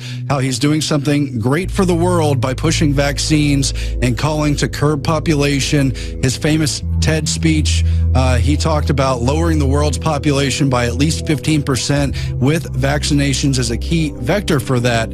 And I exposed how NPR, ABC, the London Guardian, BBC, the Alliance for Green Revolution, Gavi, Monsanto, Cargill, all these industries, all these media outlets, all these corporate entities are locked together with the Bill Gates and Rockefeller Foundation to deceive the world, to force dangerous vaccinations and food upon us, and to consolidate, frankly, a staggering, disturbing amount of money. One final note I'll add is that the whole rise of foundations was in response to the outrage over monopolies at the turn of the 20th century. The Rockefellers, the Carnegies, the Harrimans amassed more money than anyone ever had. They monopolized the rail, the oil, and the steel industries. They developed and used antitrust laws to try to strike them down, but they went underground, they went sophisticated, and it was revealed, at least at the time, that Nelson Rockefeller was being appointed as vice president,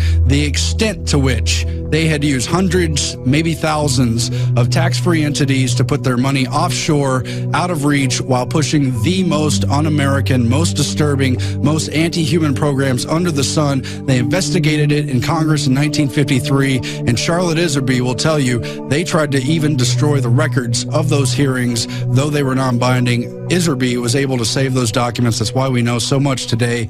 I just want to give that as a backdrop to the level of deception and why it's important that we confront people like Bill Gates. One of the first things I did when I started researching Bill Gates, one of the first things I found out was that through his foundation and through the Gavi Alliance, they've been doing all these tests in developing nations that are hurting people, they're killing people, and he's putting millions and millions of dollars into this. And I even have a quote here that I'm going to read later, but people are wondering, why is it that he's spending so much money on these vaccines? Millions and hundreds of millions of dollars on these vaccines that are literally killing children. People in these third world countries are calling it genocide. They're literally running, in some cases, from these shots. In some cases, they're killing the people who are sending the vaccines. Nigeria and all these countries, they're actually killing them. They're saying they've said on record they think they're coming there to kill their children. And Bill Gates cares so much about these vaccines, he won't even save the lives of the workers who are dispensing the vaccines by withdrawing those programs. He just wants to continue them no matter what. Yeah, he's just going to keep it going. He doesn't care. And it just keeps happening. If I went into your house and I permanently brain damaged your child and paralyzed him forever, I would go to prison, and rightfully so. This man can hide behind his cutesy organizations and initiatives with all of his billions of dollars and paralyze tens of thousands of children, and it's fine, nothing happens. It makes no sense. This is just a few things I wanted to mention to our audience. He's got a thing called Great Challenges, and he gives out money to different professors and scientists all across the country for different sets of initiatives that he wants them to fulfill. And here's just a few of the things that I found in looking that he's funding right now. Vaccinating fetuses, vaccines through rice, genetically engineered rice that has a vaccine in it. Edible vaccines. Nanoparticles, skin patches, mosquitoes. There's actually a clip we don't have time, but mosquitoes, he will release those on people without their knowledge, so that's wonderful. Genetically engineered stomach bacteria, that's a vaccine platform for diarrhea vaccines. Contraceptive vaccines that sterilize rats. I mean, it goes on and on.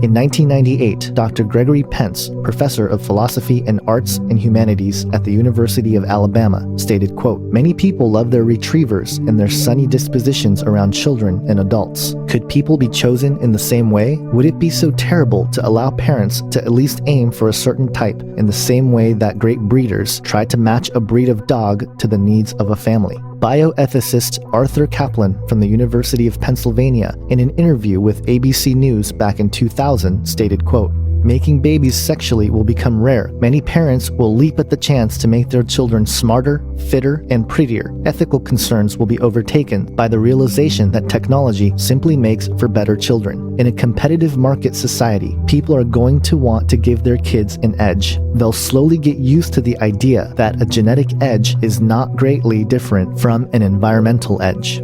Francis Fukuyama of the Institute for Public Policy at George Mason University, and author of The End of History, stated, quote, "Biotechnology will be able to accomplish what the radical ideologies of the past with their unbelievably crude technologies were unable to accomplish, to bring about a new type of human being. Within the next couple generations, we will have definitively finished human history because we will have abolished human beings as such, and then a new post-human history will begin." And finally, Joel Garria, in his book Radical Evolution, The Promise and Peril of Enhancing Our Minds, Our Bodies, and What It Means to Be Human, stated, quote, "The ability to tinker with our genes offers the astounding promise and peril of immortality, which mythically has been the defining difference between gods and mortals. It also offers the possibility of an even greater variety of breeds of human than there is of dogs." The list of organizations and groups working tirelessly for the advancement in various areas of technologies and the conscious evolution of humanity is vast.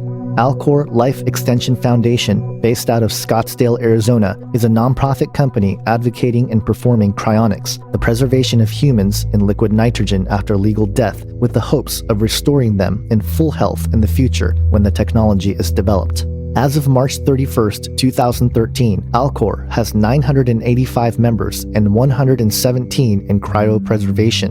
concept of no longer existing terrifies me. I don't want to just go to sleep and not wake up. I want to actually have a good chance at reanimation and just continuing my existence. I'm an atheist, so I don't believe that there's existence beyond what we have within the laws of science. And so far, cryonics is the only atheist alternative. How old are you? I'm 16. Oh my gosh. I'm going to be 17 next month.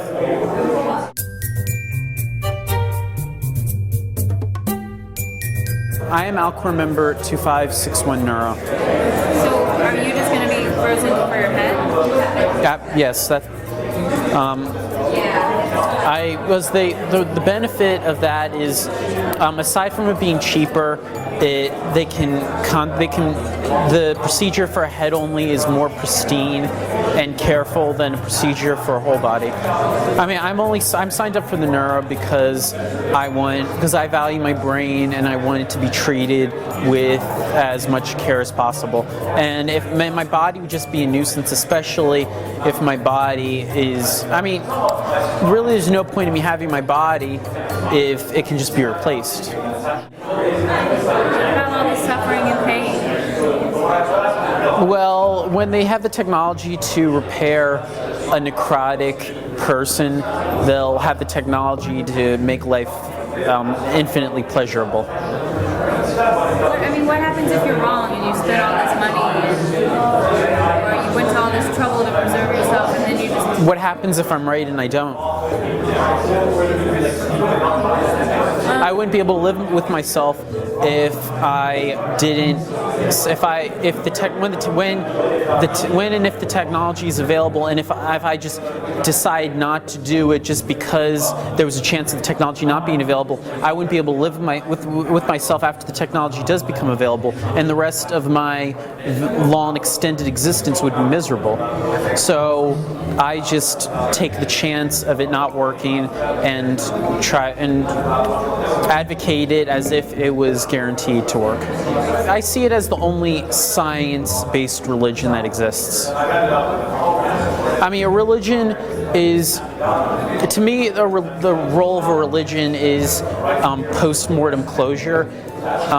So people have their gods like Ganesha and Allah and Jesus. I have Alcor. In order to conduct this research under constitutional integrity, the Uniform Anatomical Gift Act was passed in all 50 states.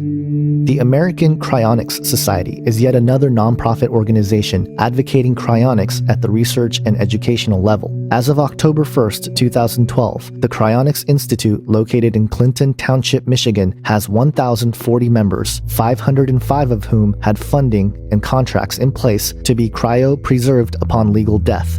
Cryonics Asia has its nonprofit operations working out of Hong Kong, while the for-profit branch is maintained and administered in Tel Aviv, Israel. The reason for the for-profit model, they say, is to create momentum on the global market for providing the options for those near death to invest their potential immortality through cryonics. This is something that currently wouldn't be tolerated on ethical grounds in the West, hence its operations in the East. The National Nanotechnology Initiative launched in 2000 with 8 agencies dedicated to push for nanotechnology innovation worldwide. The group consists of the individual and cooperative nanotechnology-related activities of 27 federal agencies, each with different roles. The NNI, along with the National Science of Technology Council, informs and influences the federal budget and planning for the United States.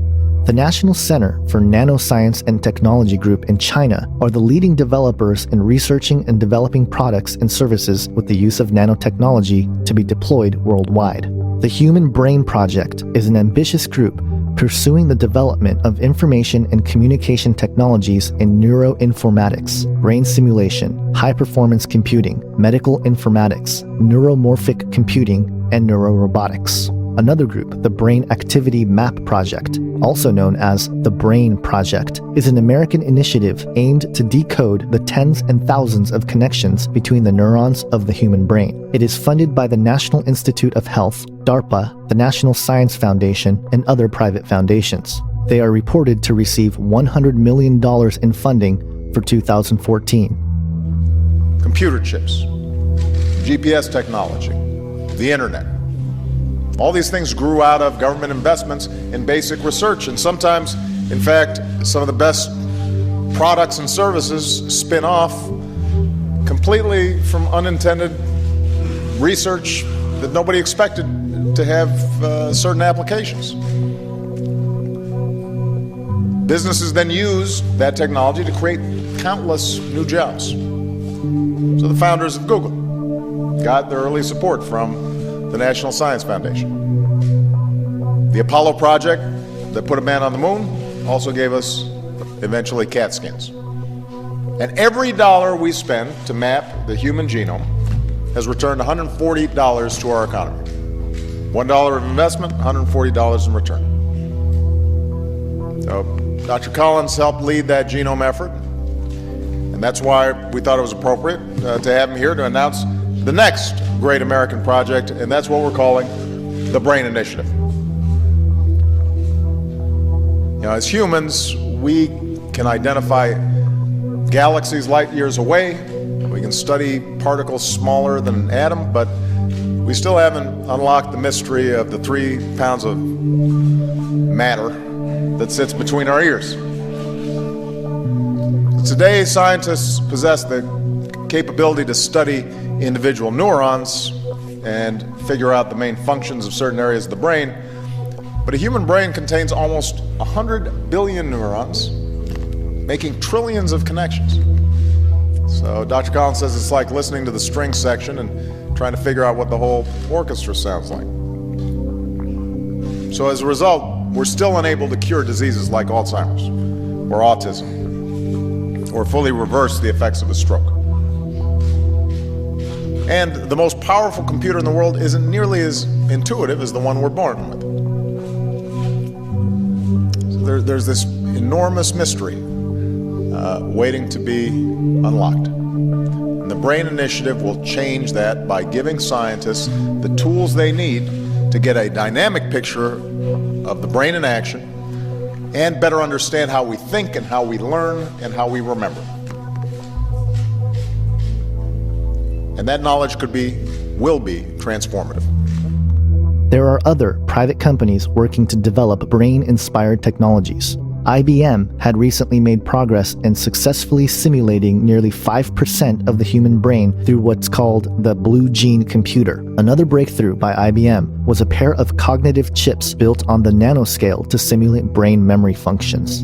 Trying to bring together neuroscience, supercomputing, and nanotechnology to create a radically different computer architecture that mimics the function, low power, small size, and real time of the human brain. Modern computers, because of their sequential, symbolic nature, can be likened to the left brain, whereas the human brain is capable of parallel, short, complex thinking, and it can be likened to the right brain. While on one hand, our competitors are chasing the tail end of the left brain computers, IBM is opening up entirely new way of computing, thinking, and serving our customers, thereby giving rise to a continuum of architectures between the left brain von Neumann machines and the right brain cognitive computers. We have created breakthrough chips at the scale of a worm brain, and now we are on the path to create a new True North chip at the scale of B-brain. Horizon 2020 is the biggest EU research and innovative program ever, with over $100 billion in funding available over 7 years from 2014 to 2020. The program aims to fund the development of various technologies such as 3D printing, medical robotics, and nanotechnology, and has specifically applied over $2 billion towards the Human Brain Project to not only map the brain, but to also create the platform for future developments such as neural implants and mind-uploading devices. The EU Enhance project has also, in conjunction with the Europe 2045 initiative, has began development of what is called the Augmented Learning Environment, which entails an educational platform that incorporates current online multiplayer RPGs with social role-playing games to facilitate a digital educational environment for students.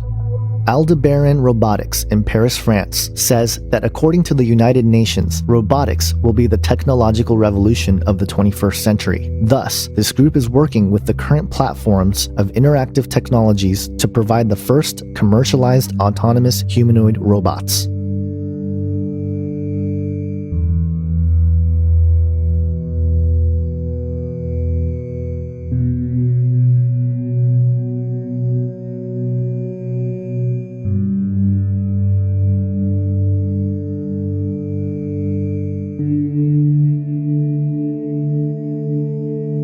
Meet Valkyrie, Valkyrie 1, 6'2", 125 kilograms, superhero robot.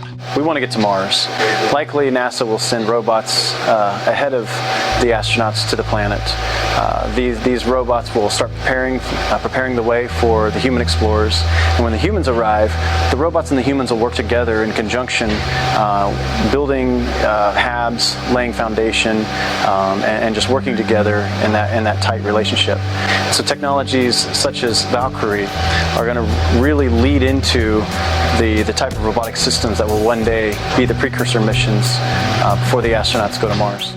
Foresight International is another global university-based network of professors, students, teachers, and citizens who are concerned with the future of mankind. Through the combination of the arts and sciences, they are developing a platform for academic research to help develop public policy at the local, national, and international levels in an attempt to strategically resolve current and future global issues. Foresight Institute, based out of Palo Alto, California, is a public think tank focused on transformative future technologies. Its goal, since 1986, has been to discover and promote the upside and help avoid the dangers of nanotechnology, artificial intelligence, biotech, and similar life-changing developments. They are advocates to increase the speed at which these technologies are developed, while making sure to provide a means to reduce the misuse and potential dangers of them. The Machine Intelligence Research Institute, founded in the year 2000, advocates ideas initially put forward by I.J. Good and Werner Vinge regarding the intelligence explosion, or more commonly known as the singularity. Head of engineering at Google, Ray Kurzweil, served as one of its directors from 2007 to 2010 and maintains an advisory board which includes Oxford philosopher Nick Bostrom, biomedical gerontologist Aubrey de Grey, PayPal co-founder Peter Thiel, and Foresight Nanotech Institute co-founder Christine Peterson. While looking up all these groups, one of the major topics to hit the news stream was the fact that Google purchased Boston Dynamics, a military robotics maker. What was not reported were the other 7 robotics companies that Google purchased along the way.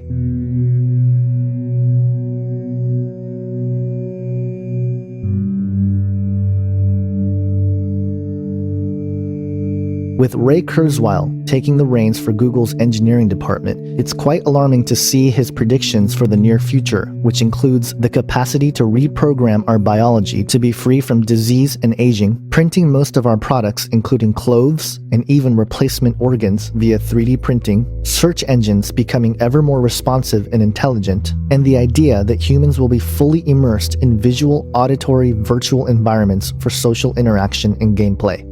Furthermore, in December 2013, it was reported by the Harvard School of Engineering and Applied Sciences that they had developed machine learning algorithms that could make chemical reactions intelligent. This brings us to another project started in 2000 by Hod Lipson of Cornell University and Jordan Pollack of Brandeis University, called the Golem Project. With the support of DARPA, the Golem Project, whose acronym stood for Genetically Organized Lifelike Electromechanics, conducted experiments in an attempt to develop self-replicating and self-manufacturing robotic lifeforms. While artificial organisms had been developed digitally to evolve in response to the programmed conditions, the goal for the Golem Project was to get these organisms from the digital realm to the physical. While such projects are available to the public mainstream, one can only speculate as to what may be going on behind closed doors in the laboratories of the deep underground.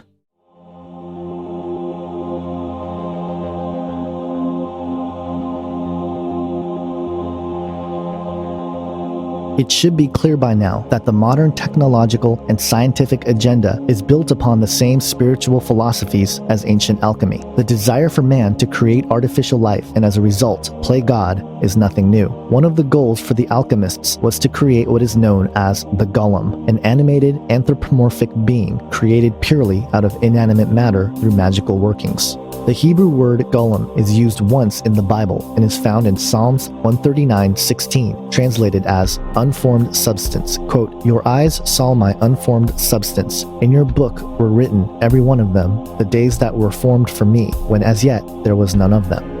According to Talmudic legends, Adam was initially created by God as a golem, or as a body without a soul, for the first 12 hours of his existence. The substance that gave his mindless body a soul was the breath of God. It was at this point that man became the image bearers of God. Quote, "Then the Lord God formed the man of dust from the ground, and breathed into his nostrils the breath of life, and the man became a living soul." While it is appropriate for God himself to create life out of non-life, it is easy to see that man attempting to do the same is in essence playing out the lie that was promised to us before the fall of mankind. The methods to form a golem were vast and complex, involving everything from meditative techniques, numerological markings, and ritual chanting. There are many Jewish traditions of holy rabbis and sages creating a golem. For example, when Eliezer of Worms, a 12th century Talmudist and mystic, commented on the Sefer Yetzirah, or what is known as the Book of Formation, one of the earliest Kabbalistic writings, he gave a detailed and complex report of how to form a golem through advanced spiritual meditative techniques called the 221 gates. But perhaps the most famous golem is the one allegedly created by Rabbi Yehuda Levi ben Betzalel of Prague, known as the Maharal, in the 16th century. The legend goes that the Maharal created a golem named Yosel to help save the Jews of Prague from the blood libel, an early form of anti-Semitism where cults derived from Roman Catholicism falsely accused the Jews for kidnapping and murdering children to use their blood in religious rituals. After fulfilling his purpose, the golem Yosel was deanimated by the Maharal. It is widely believed that Yosel's body was stored and still lays in the attic of Prague's Old New Synagogue, a building that was curiously not destroyed by the Nazis in World War II. In fact, it is believed that the Gestapo didn't even enter the attic when they took hold of the synagogue. This is no surprise, since it is well known that Hitler spoke often of the Übermensch to describe the National Socialist agenda of creating a biological superior Aryan race that would rule the earth for 1,000 years. In alchemy, it was the 16th century alchemist and occultist named Paracelsus who described how to create the golem, referred to as the homunculus in alchemical terms. In the Hermetic and Alchemical writings of Paracelsus, he said, quote, "But neither must we by any means forget the generation of homunculi, for there is some truth in this thing, although for a long time it was held in a most occult manner and with secrecy, while there was no little doubt and question among some of the old philosophers whether it was possible to nature and art that a man should be begotten without the female body and the natural womb. In order to accomplish it, you must proceed thus. Let the semen of a man putrefy by itself in a sealed cucurbite with the highest putrefaction until it begins to live, move, and be agitated, which can easily be seen. If now, after this, it be every day nourished and fed cautiously and prudently with the arcanum of human blood and kept for 40 weeks in the perpetual and equal heat, it becomes, thenceforth, a true and living infant, having all the members of a child that is born from a woman, but much smaller. This we call a homunculus, and it should be afterwards educated with the greatest care and zeal until it grows up and begins to display intelligence. Now this is one of the greatest secrets which God has revealed to mortal and fallible man. It is a miracle and marvel of God, an arcanum above arcana, and deserves to be kept secret until the last times, when there shall be nothing hidden, but all things shall be made manifest.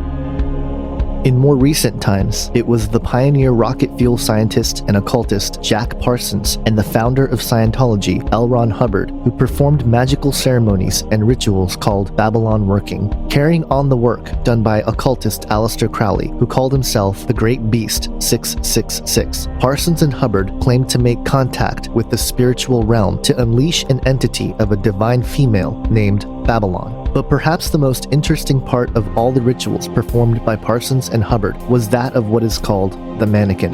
The accounts of the mannequin begins with a huge steel container codenamed Jumbo that accompanied the first atomic bomb explosion on the Trinity site in New Mexico on July 16, 1945. The Brookings Institute released a short explanation of Jumbo in February of 2013, which stated, quote, "As preparations for the first nuclear weapons test, General Leslie Groves, the head of the Manhattan Project, began to worry about what would happen if the test was a failure. With a very limited supply of plutonium then available, a failure could scatter tens of millions of dollars of the precious element across the New Mexico desert. To avoid this problem, a massive steel vessel to contain the explosion was built at a cost of $142 million. Nicknamed Jumbo, the container weighed 214 tons, was 25 feet long, 12 feet wide, and had walls 14 inches thick. According to occult investigators and conspiracy theorists James Shelby Downard and William N. Grimstead, Jumbo contained within it what Aleister Crowley had called the mannequin, an inanimate body which was inundated with nuclear energy, thus producing a real homunculus, or golem. Regardless of whether or not the stories of these occult practices to produce soulless life forms are true or not, it doesn't make much difference with what we are facing on the horizon. What we will come to discover is that Satan's grand agenda is to produce his own golem or homunculi out of the human race, so that we might abandon the image of God in exchange for the image of the beast.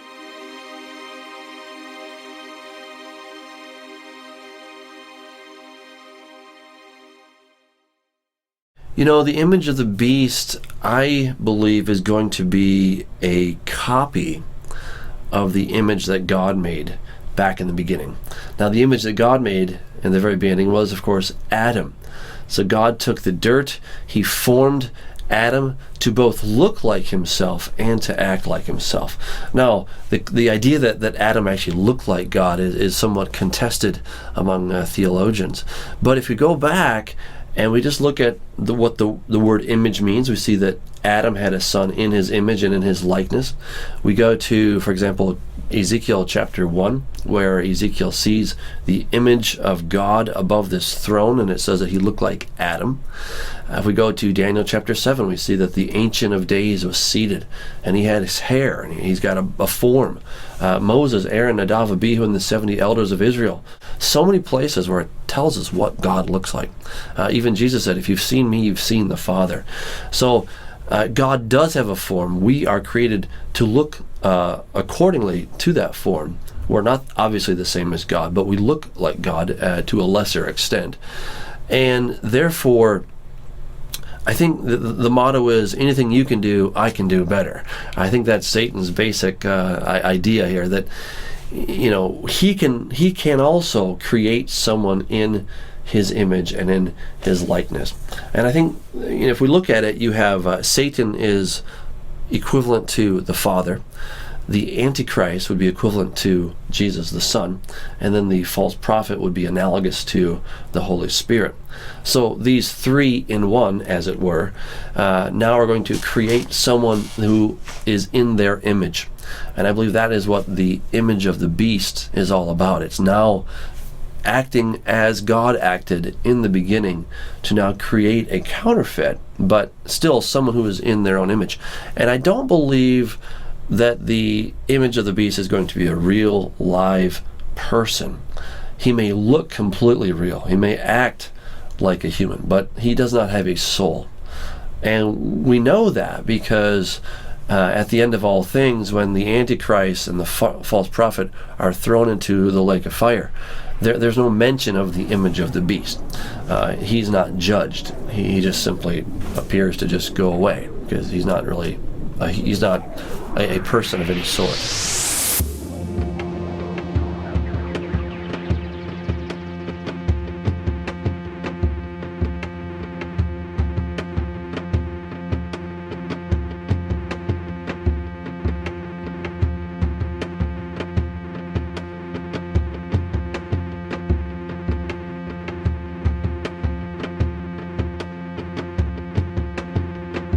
The achievement of a technological singularity will be the ultimate fulfillment of Satan's plan in making himself like the Most High God. While there are many brilliant Bible scholars and commentators who have varying perspectives of how the end times will unfold, my goal here is not to promote a particular timeline, but rather speculate as to how the Bible may reveal the role of artificial intelligence and the technological singularity. In Revelation chapter 13, we see a startling description of what to expect in the end times. Verses 11 through 18 provides a profile and the actions of the second beast. It reads, quote, "Then I saw another beast rising out of the earth. It had 2 horns like a lamb, and it spoke like a dragon. It exercises all the authority of the first beast in its presence, and makes the earth and its inhabitants worship the first beast, whose mortal wound was healed. It performs great signs, even making fire come down from heaven to earth in front of people. And by the signs that it is allowed to work in the presence of the beast, it deceives those who dwell on earth, telling them to make an image for the beast that was wounded by the sword and yet lived.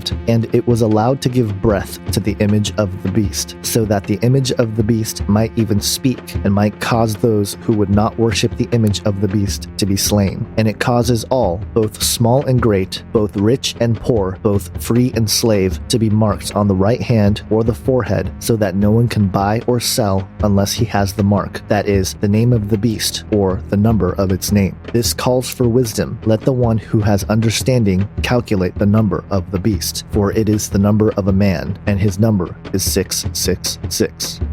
To begin, it is important to point out that the second beast is otherwise known as the false prophet. Recent Bible scholars and authors, Tom Horn and Chris Putnam, in their books Petros Romanus, The Final Pope is Here, and the follow-up Exo Vaticana, Petros Romanus and the Vatican's Astonishing Plans for the Arrival of an Alien Savior, have raised the possibility that our current Pope, Pope Francis, would not only be the final Pope as prophesied in the prophecy of the popes allegedly written by St. Malachi in the 12th century, but the false prophet himself. Revelation 13:11 states that the false prophet will have 2 horns like a lamb, but speak like a dragon. The dragon is undoubtedly Satan, but what is amazing is that the current pope is loved and adored by the world. Time magazine chose Pope Francis as Time's Person of the Year for 2013, and his popularity is steadily increasing. Still, I am not ready to say that Pope Francis is the false prophet described in Revelation 13. However, given the circumstances of the various aspects that Tom Horn and Chris Putnam have pointed out regarding the Vatican and their potential plans to reveal an extraterrestrial presence on Earth, I cannot rule out the possibility. If Pope Francis is the false prophet, then we would have to see the Antichrist rise to power first, conquer several nations surrounding Israel, and be killed in the process. This is because Revelation 13 tells us that it is the false prophet who uses miracles to resurrect the first beast, whose mortal wound was healed. In fact, his counterfeit signs and miracles are so powerful that he even calls fire down from heaven to earth in front of people. Perhaps this fire that comes down from heaven in front of people has to do with the extraterrestrial presence that is due to be revealed. This is likely since we know that the coming of the lawless one will be led by the activity of Satan with all power and false signs and wonders. This call of fire down from heaven might be a counterfeit to Elijah in 2 Kings 1 as a way to deceitfully convince the world that he possesses the spirit of Elijah, as did John the Baptist, paving the way for Jesus. In light of these possibilities, as Horn and Putnam have pointed out, it is quite startling that the Vatican owns some of the most powerful telescopes in the world. The Vatican Advanced Technology Telescope sits on top of the Mount Graham International Observatory in southeast Arizona. Next to this telescope on Mount Graham is another telescope, the Large Binocular Telescope named Lucifer, which stands for Large Binocular Telescope Near Infrared Utility with Camera and Integral Field Unit for Extragalactic Research. If the Vatican and the papacy does not have anything to do with what is prophesied in Revelation 13, why do they own the most powerful telescope in the world, and what are they looking for?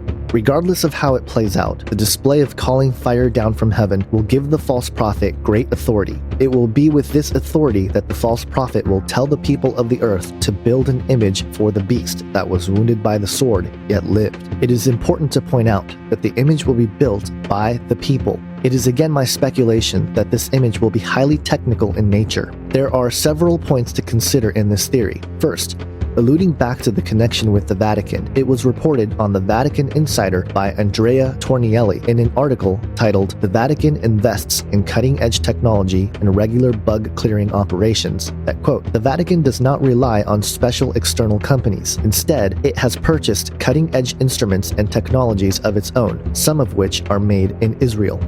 Such information brings light to another point. Israel, where the image of the beast will be erected on the rebuilt Third Temple, is very engaged in scientific and technological inquiry, with the highest percentage spent on research and development in relation to gross domestic product in the world. As a result, Israeli scientists have contributed to the advancement of computer science, electronics, genetics, healthcare, optics, solar energy, and various fields of engineering. In fact, in 2012, the chairman of Google, Eric Schmidt, went on record saying that, quote, "Israel has the most important high-tech center in the world after the US." Even more, the IEEE, the Institute of Electrical and Electronics Engineering Intelligent Systems magazine, named 2 PhD graduates of computer science at the Hebrew University of Jerusalem, Dr. Aviv Zohar and Dr. Ariel Prokasia, as 2 of the top 10 researchers who are rising stars in the field of artificial intelligence. In an article published by The Telegraph entitled "The Rabbi, the Lost Ark, and the Future of the Temple Mount," quotes Rabbi Chaim Richman,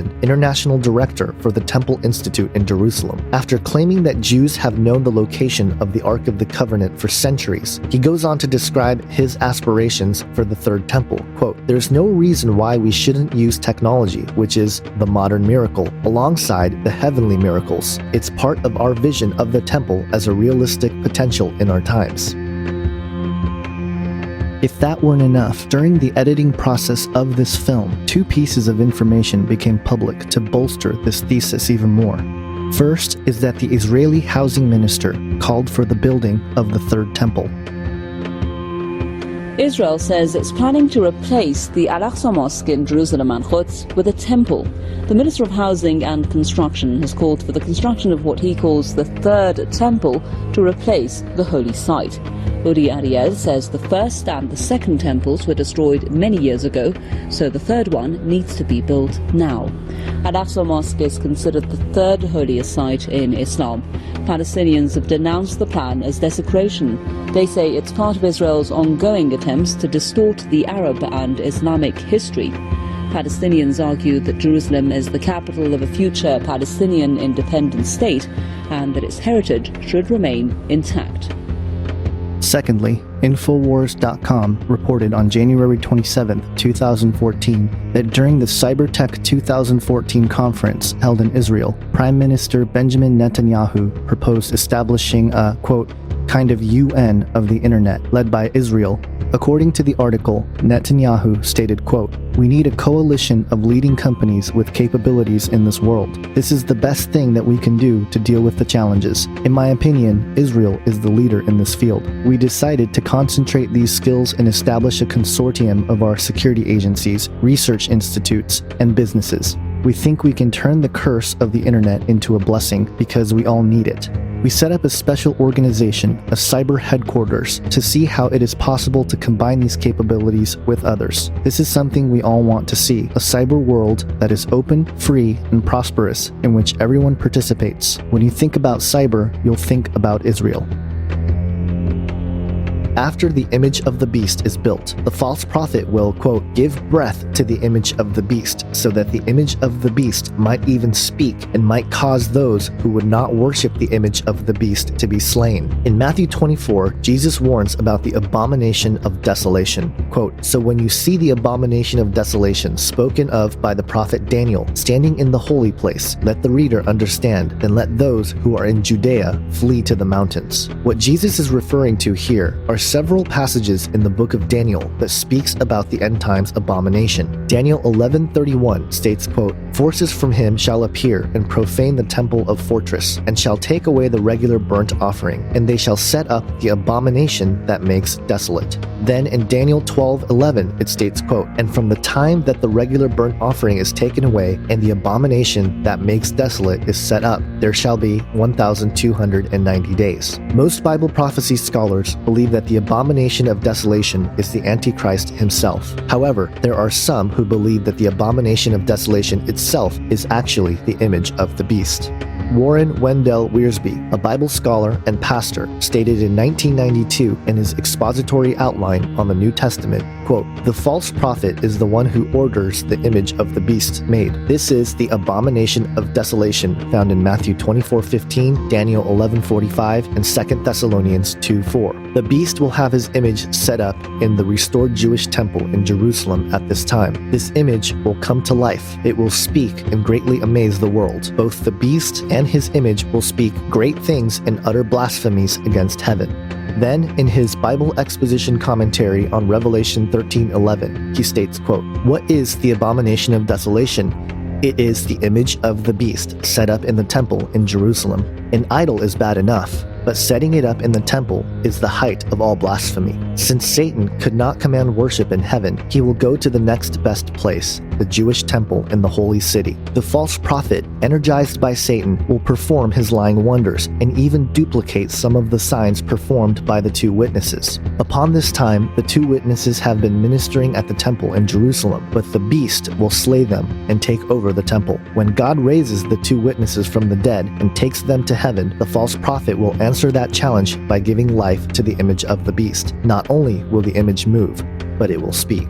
Despite the progress being made towards the fulfillment of technological singularity, it seems the final piece of the puzzle of creating machine sentience will come from the false prophet giving breath to the image so that it may speak. However, the image will not possess a soul of any kind. It will be the ultimate abomination to God, with the power to persuade mankind to abandon the image of God that is within us. Consider what author Kevin Kelly said in his book, What Technology Wants. Quote, "The technium is primed to hijack matter and rearrange its atoms to infiltrate it with sentience. If there is a God, the arc of the technium is aimed right at him. It is my opinion that Jesus warns the people of Jerusalem to flee immediately after the abomination of desolation is set up, because this will initiate the start of Satan's human enslavement program via the sentient machine labeled the image of the beast in the Bible. And upon the deployment of the mark of the beast, humanity will effectively become a race of Satan's golem. While the alchemical tradition for the golem was to create a helper for mankind, Satan will turn that around and create us into his helpers, so that we may bear the image of the beast. One way to picture what this might look like is to consider the development of the internet as being part of what is speculated to become a conscious global brain. According to Dick Pelletier, a columnist who writes about future science and technology, stated, quote, "Computer scientists compare the internet to Earth growing a global brain. As users, we represent the neurons. Our emails, IMs, and blogs act as synaptic actions, and electromagnetic waves through the sky become neural pathways. Like germinating seeds, this wonder tech continues to evolve and, as many predict, will not stop until it achieves human-like consciousness. The image of the beast will, quote, cause those who would not worship the image of the beast to be slain. And it causes all, both small and great, both rich and poor, both free and slave, to be marked on the right hand or the forehead, so that no one can buy or sell unless he has the mark. In other words, those who do not take the mark and become a participating neuron in the global brain will effectively be seen as a virus and be eliminated. According to the occultists and esoteric spiritualists, the creation of a golem consists of two things. The first was to form the body. The second was to animate it. The fascinating part of animating the body was the use of magical words and sacred names. In some Kabbalistic traditions, it was said that in order to animate the golem, those sacred letters or words must be written and placed either in the golem's mouth or on the forearm or forehead. These are the three places in which the false prophet, through the image of the beast, will force worship of the first beast. The mouth, where if you do not worship the image of the beast, you will be killed. And the right hand, or the forehead, where unless you receive the mark of the beast, you will not be allowed to buy, sell, or trade. The mark of the beast will effectively be promoted as the long-desired philosopher's stone, which will finally give humanity all that it has lost from the fall. Given the technological framework that we've been looking at, the various life extension projects, as well as the development of transhumanism and post-humanism, will be achieved. But according to the Bible, such a promise will not be all that it's cracked up to be. The fifth trumpet in Revelation 9:6 describes, quote, "In those days, people will seek death and not find it. They will long to die, but death will flee from them." The image of the beast will fulfill all the dreams of alchemy as Satan's counterfeit creation of sentient life, which would only allow those who would willingly accept to be part of the system via the mark of the beast or the philosopher's stone to live, evolve, and become gods as a part of this hive-minded global brain, while those who reject it will be seen as a virus and therefore killed. It is fascinating to consider what the Bible says about those who oppose Jesus Christ in the end times as being of one mind, as they hand over their power and authority to the beast. While these speculations seem wild and incredible, with all the talk of mind uploading, transhumanism, hologram-like avatar bodies, and gateways to the human brain, I would simply like to suggest that the Bible is not silent on such matters. In fact, it is my opinion that the Word of God had warned us all along that these developments will be a major sign that His return is near. Perhaps this is why Jesus said in Matthew 24:22, quote, "And if those days had not been cut short, no human being would be saved. But for the sake of the elect, those days will be cut short."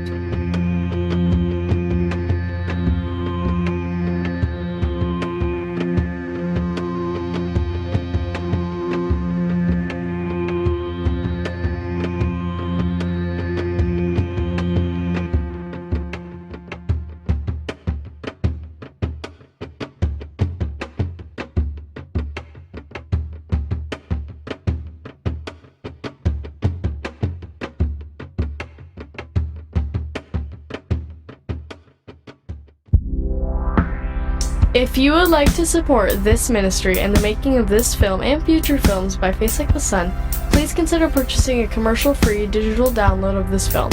For $9.99, you can download the entire film in HD 720p, so you can burn copies of it and share the film with friends and family. Please visit ageofdeceit.com for more information. That's ageofdeceit.com.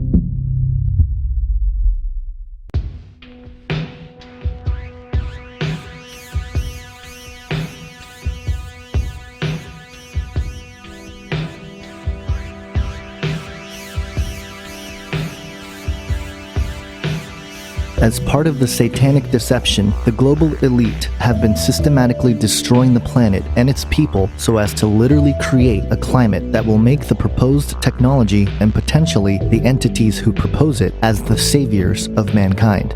While there are many threads to this agenda, we will look at three general areas where this is happening and how the Bible reveals these as signs of the end times.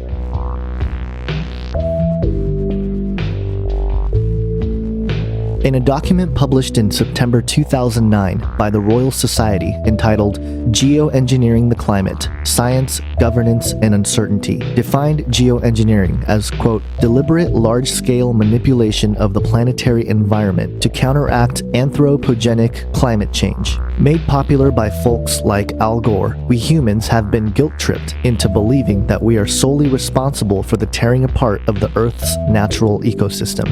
This is only partially true. The Industrial Revolution certainly paved the way for large-scale changes in our environment. As a result, the amount of waste that is produced by humans has grown to astronomical levels. According to EPA estimates, Americans collectively produce about 1.35 billion pounds of garbage a day. That's 251 million tons of garbage each year, equivalent to nearly 5,000 Titanics. Despite the increase in the amount of waste we produce, it's no match for the kind of tinkering that the global elite have done to our climate. Geoengineering is weather modification on a global scale. Many refer to this as chemtrails. This aircraft you see spraying right now is a KC-10, and the nozzles are visible. You see inside the circles, and you can see them shutting on and off in a moment as you watch this tape roll. And the dispute as to whether or not these programs are going on is really a moot point.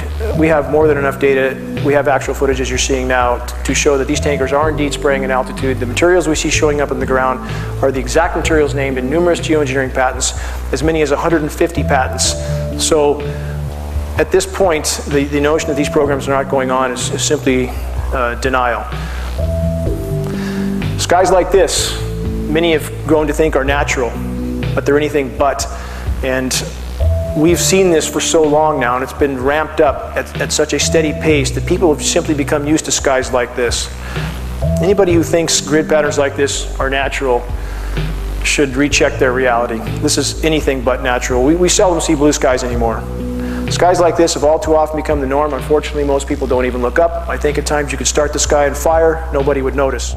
To learn more about the reality of geoengineering, visit geoengineeringwatch.org for a complete list of government documents, videos, and other important data that prove that this phenomenon is real. Romans 8 describes the startling status of creation in the fallen state. Quote, "For the creation waits with eager longing for the revealing of the sons of God. For the creation was subjected to futility, not willingly, but because of him who subjected it, in hope that the creation itself will be set free from its bondage to corruption and obtain the freedom of the glory of the children of God. For we know that the whole creation has been groaning together in the pains of childbirth until now." When you begin to study all the various agendas concerning geoengineering, it becomes quite apparent that creation truly is under bondage. What's even more startling is that the proposed solution is more geoengineering. The more we do research, the less easy this will look, the more complicated the environmental effects will look. And that's a good thing, because right now it looks too easy. So I think that if we do more research, we're likely to find out that it's harder and more complicated than we thought, and that the side effects are harder to manage, and that's a healthy outcome that will make it easier to do the management. It's an empirical question, how people will actually react to knowledge about this. Another reaction is to say, if these crazy scientists are so concerned about putting CO2 in the atmosphere, they want to think about these things, then that might actually mean we should be more serious about the risks of CO2 in the atmosphere. And by the way, it's not really a moral hazard, it's more like free riding on our grandkids.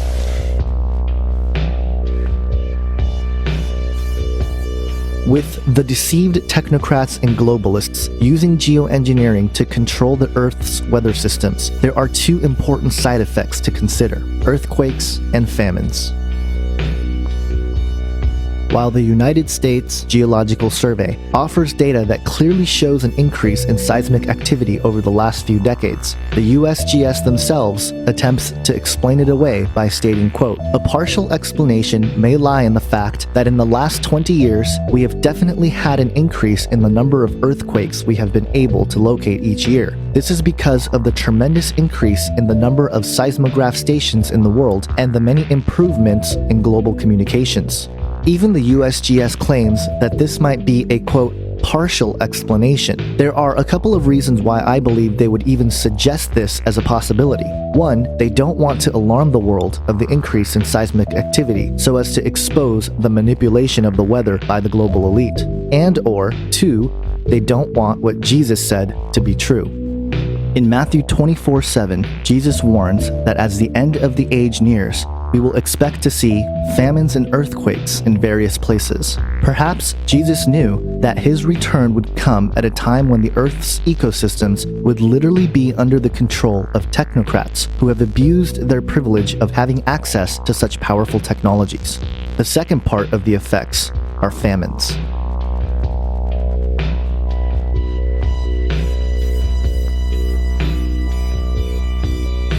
WorldHunger.org reported that, quote, "The United Nations Food and Agriculture Organization estimates that nearly 870 million people of the 7.1 billion people in the world, or 1 in 8, were suffering from chronic undernourishment in 2010 to 2012. WorldHunger.org goes on to report that the hunger has decreased in the established nations, while places like Africa and other developing nations increased several million in number. In fact, nearly 1 in 4 are hungry in Africa, with numbers increasing from 175 million to 239 million just between the years of 2010 and 2012. As part of the satanic agenda, it seems the deceived globalists are working hard to make sure that human population would decrease and that famines would become more common in these developing nations. And while 1 in 8 being hungry is still unacceptable, especially knowing that we produce enough food for everyone in the world to consume 2,720 calories per day, what we can expect to see is an increase in famines around the world. Our job as believers is to be salt and light unto the world, and as such, many godly Christian churches partake in helping those nations in need. However, another related prophecy seems to indicate that doing so will become increasingly more difficult. The third seal in the book of Revelation states, quote, "When he opened the third seal, I heard the third living creature say, 'Come,' and I looked, and behold, a black horse, and its rider had a pair of scales in his hand. And I heard what seemed to be a voice in the midst of the four living creatures saying, 'A quart of wheat for a denarius, and 3 quarts of barley for a denarius, and do not harm the oil and wine.'" The pair of scales in the hand of the rider of the black horse indicates a need to carefully ration food, and the quart of wheat for a denarius and 3 quarts of barley for a denarius is nearly 12 times the normal price. We are currently seeing this trend as food prices continue to rise. In an article published on August 21st, 2013 from thinkprogress.org called "Get Ready for Food Prices to Go Way Up Thanks to Climate Change," stated, quote, "Climate change will likely push food prices up 20 to 40%, regardless of cuts to future carbon emissions," new research in the journal Climatic Changes concluded. Staple crops like rice, wheat, and grains, which make up the vast majority of global diets, especially for the poor, could see the biggest hits with big costs for global economic welfare. It is interesting that the prophecy of the third seal ends with, quote, "Do not harm the oil and wine," indicating that the finer things will be available for those who can afford them. This also seems to be unfolding right before our eyes as the middle class is destroyed and the gap between the 1% and the rest of us increases. And if food prices going up is not enough, the food that we do consume is filled with chemicals that are not natural and very harmful. There is a reason why autism and other neurodevelopmental disorders, along with cancer rates, have been steadily rising, with cancer in particular expected to go up to 20 million diagnoses by the year 2025. All of these problems have come despite the alleged progress in science and technology. A common rejection to such alarming data is the claim that the numbers are skewed because we are living longer and we have better technologies to detect these diseases earlier. While that may be partially true, the reality is that modern medicine has become the forefront of the scientific dictatorship. While individual doctors, nurses, and the many good folks in the healthcare industry are in it with a sincere desire to help people, the reality is that the system itself is rooted in the mystery religions. Perhaps this is why the symbol for modern medicine has been, purposely or not, changed from the rod of Asclepius, which represented the medical arts in Greek mythology, to the caduceus, or the staff of Hermes, which represents commerce, theft, deception, and in astrology and alchemy, the wand that wakes the sleeping and sends the awake to sleep. In a list compiled by Care2.com of the 18 biggest problems with modern medicine gives evidence of this scientific dictatorship. Some examples of the problems pointed out by the article include, quote, "Instead of treating the underlying causes or imbalances, doctors often merely manage symptoms. Doctors see the human body as a machine with separate parts that can be treated independently rather than as an integrated whole. In addition, the mind and body are also seen as separate, independent entities, and emotions are often ignored. The drug industry is too enmeshed in the medical system. The pharmaceutical industry has way too much power and is bribing doctors to use their drugs and researchers to produce positive results for their drugs. And more than 80% of all medical treatments used have been untested by rigorous peer-reviewed study, yet the medical establishment insists that alternative health treatments must undergo these before they can be used. The system of evaluation needs to be changed." The reality is that money controls the medical system, and because of that, the system as a whole is actually destroying society, not helping it. Here are some more alarming numbers. In the summer of 2013, reports came out that researchers from the Mayo Clinic found that nearly 70% of Americans are on at least one prescription drug, and more than half receive at least 2 prescription drugs. America has become a pill-popping culture, much like the Soma in Brave New World. This is a touchy issue because I don't think all prescription drugs are simply satanic or evil. I believe they help out a great majority of people. However, the issue is more so the irresponsibility of the industry to diagnose people in earnest to make a quick buck. Please understand that if you are currently on prescription drugs, I'm not implying that you should stop taking them. These matters are between you and God. For more information on this topic, check out a film called Making a Killing: The Untold Story of Psychotropic Drugging. As you might expect, the ultimate pill will be the Philosopher's Stone, or as I have theorized in this film, the Mark of the Beast. But it's not simply to destroy our bodies. The satanic agenda goes beyond the physical into the spiritual.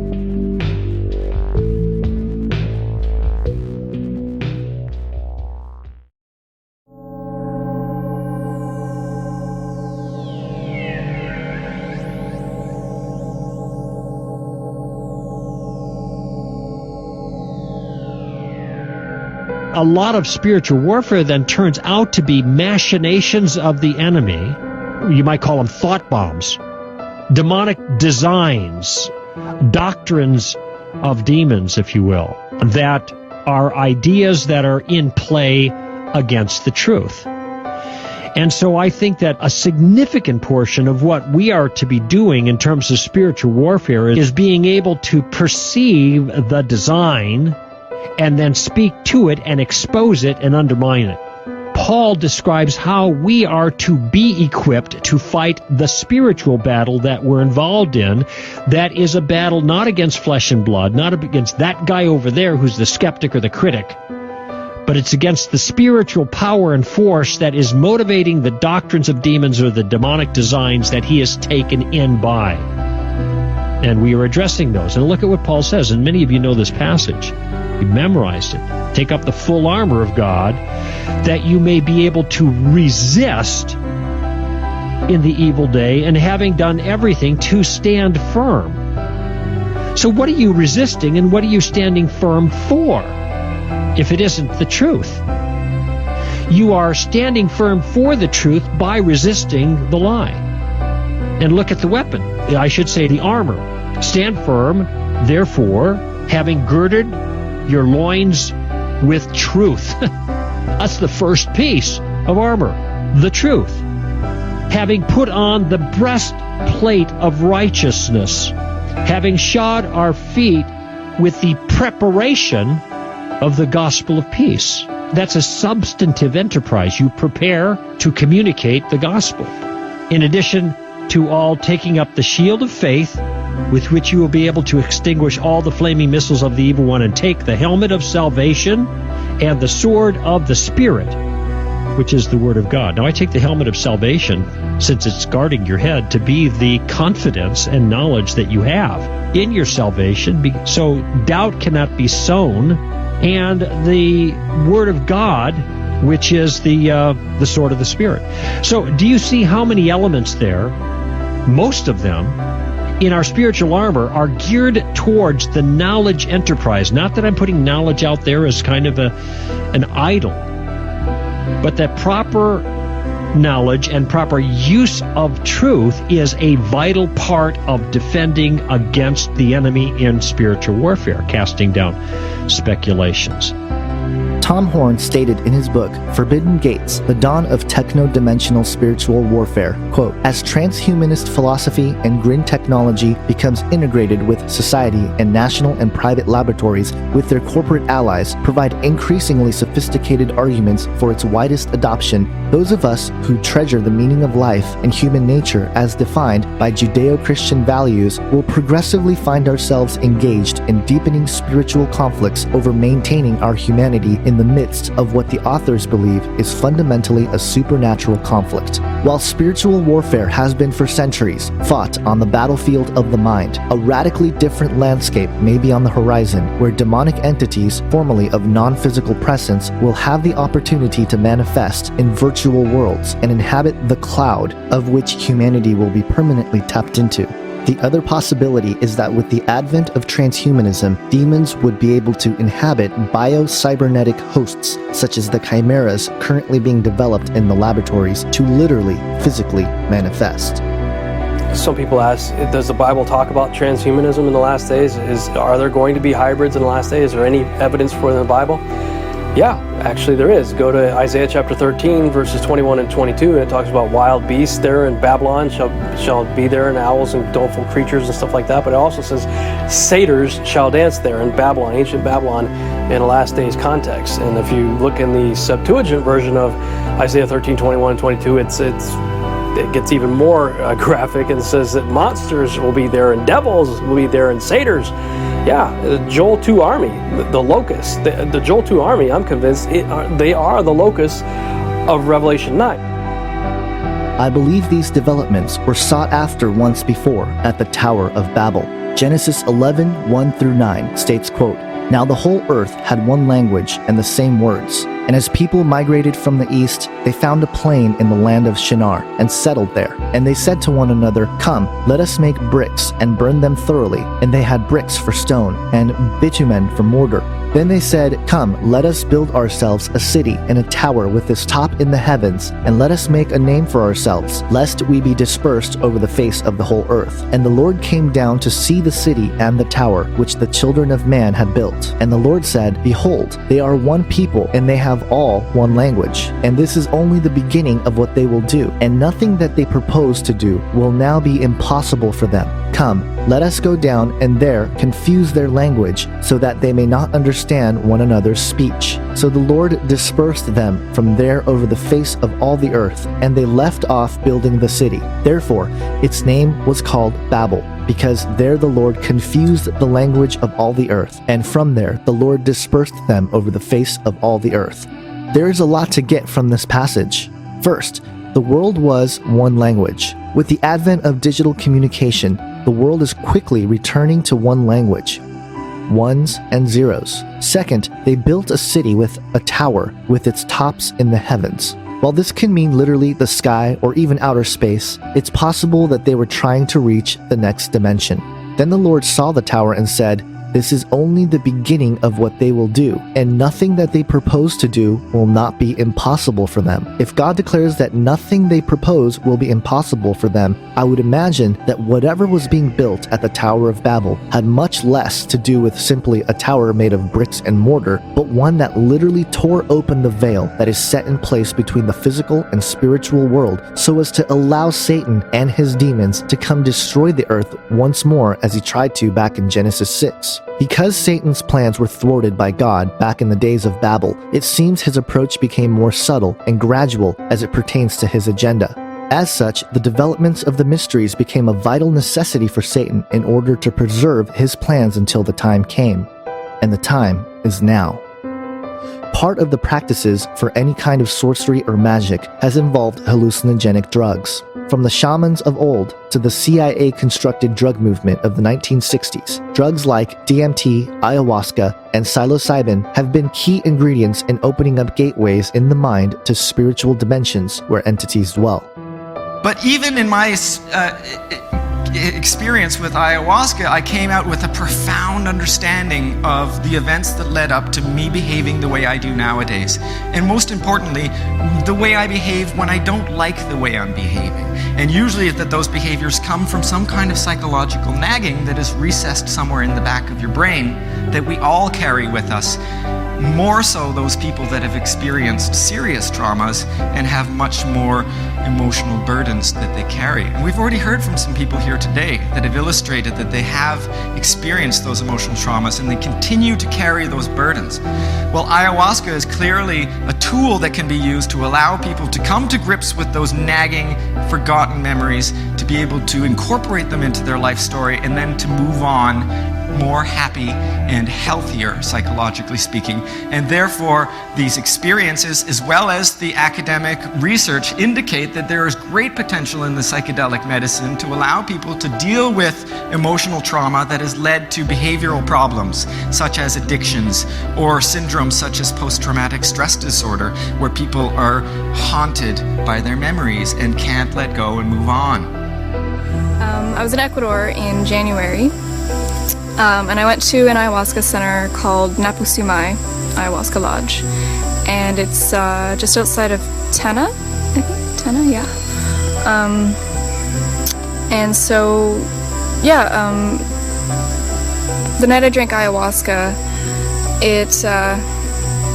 the effects came on really strong, and, you know, I could see the typical, like, hallucinogenic, like, you know, colors and swirls and whatever, with my eyes open and closed. It was very vivid and very bright, and that went on for a long time. It was like I would close my eyes and I would see these like kind of like mazes, and I would follow the maze into the trip like deeper and deeper, and so that happened for a while, and my body felt very like tingly and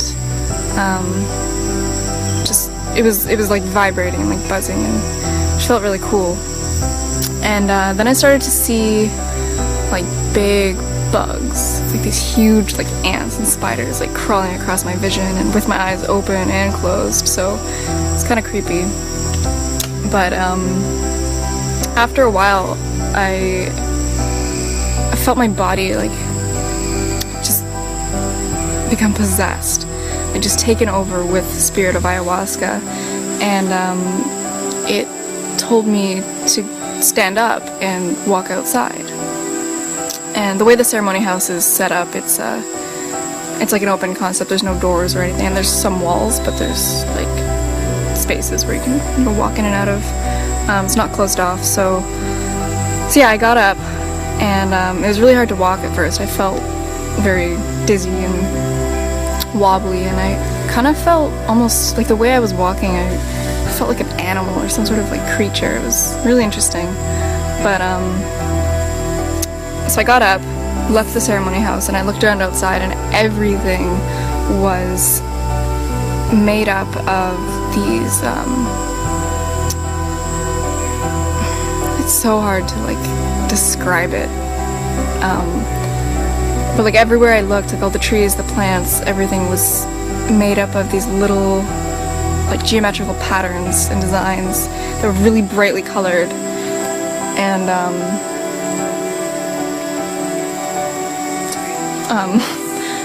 very vibrant and brightly colored, and so that was amazing in itself. It was very beautiful, and I was not told, but I guess, I don't know, the medicine brought me over to this one tree that was in the yard, and I walked over to this tree and I put my hands on it, on the bark, and I slowly brought my forehead to it, and as soon as my forehead touched this tree, I had this huge, overwhelming, like, just wave of love, like the purest love I've ever felt in my life, just wash over me and through me, and I started bawling my eyes out because it was just so intense and amazing and beautiful, and I just, like, it's making me like tear up now just thinking about it, but yeah, the love I felt for this tree, and not only the tree, but everything, like the whole world, the whole universe, like nature, people, strangers, like just love for everything and everybody, and myself too. Like I just, it was one of the most amazing feelings of my life. And so I stayed with this tree for a while. I was like holding it and like putting my face on it and just crying with this tree, just crying like pure tears of joy, and it was quite amazing. And so once I was finished with this tree, I was taken over to this clearing in the yard that kind of overlooked the jungle, and I could see like all the stars and the moon and the sky, and I stood there just in awe at the beauty of all these things, and I was slowly brought down to my knees. Like, I wasn't doing this, like this was, like, my body was taken over, and I was brought down to my knees, and my hands slowly came together in like prayer position on, like, just on my chest, and I started to pray. And I'm not one to pray ever, like I just never prayed before, and so the fact that this was happening was very, very interesting. And I was praying to the universe, and I was thanking it, and I was thanking Mother Nature, and I was thanking ayahuasca, and I was just being so, grateful for everything and appreciating everything, and I was crying as well. I started crying again, just at the beauty and everything, and yeah, so that was just incredible. I was just, I don't even know, like, these words are not doing any of this justice, but just know that it was one of the most amazing things of my life. I would see just like random little things. So I saw lots of eyes, just like blankets of eyes, like everywhere, with my eyes open and closed. That whole experience, like, mostly with the tree, being with the tree and then praying, is just, it connected me so much with nature, with myself. Like it's just, I don't know, that whole thing just, it changed my life. Like, I don't know how else to explain that, like how else to say that. It changed my life, and you know, I'm so grateful that I went and did that. Here are my thoughts on Taylor Marie's ayahuasca experience. The love that she experienced is genuine love that emanates from God. And while this might startle some, let me explain what I think is going on. Because Satan and his fallen ones do not have any truth in them, they must use truth as a means to deceive. Thus, it is my opinion that Taylor was first possessed and led by what she called the spirit of ayahuasca to come to the tree to experience this connection and love that does truly reside in the fabric of creation. But then notice that through this experience, she was led to a position of prayer and praying and thanking the universe. Herein lies this subtle deception. Instead of pointing to God, I believe Satan and his fallen ones use these experiences as a means to divert the subject's worship to anything other than God, or to redefine God in a pantheistic or monistic sense. This doesn't mean I condone the use of psychotropic or psychedelic drugs, because I do believe that the use of them violates the boundaries of which God has placed between this world and the next in order to protect us from this sort of deception. Nevertheless, the use of these drugs is becoming more and more popular and accepted amongst not only academia, but in our society as a whole. This plays into biblical prophecy as well. Revelation 18 describes the fall of Babylon in the end times. In verse 23, it states, quote, "For your merchants were the great ones of the earth, and all nations were deceived by your sorcery." The Greek word for sorcery is pharmakia. It is defined by Strong's 5331 as magic, sorcery, enchantment. But while we are reduced to shamans and chemicals to achieve these sorts of mind-altering experiences, such a thing will become the norm, with brain interfacing blurring the lines between the physical world, the virtual world, even the dream world, and the spiritual world. Looking at the process of rebuilding the modern-day Tower of Babel and combining it with the developments of controlled mind-altering substances and technologies that will merge with our brains, it is of my opinion that the stage is being set for the opening of the abyss.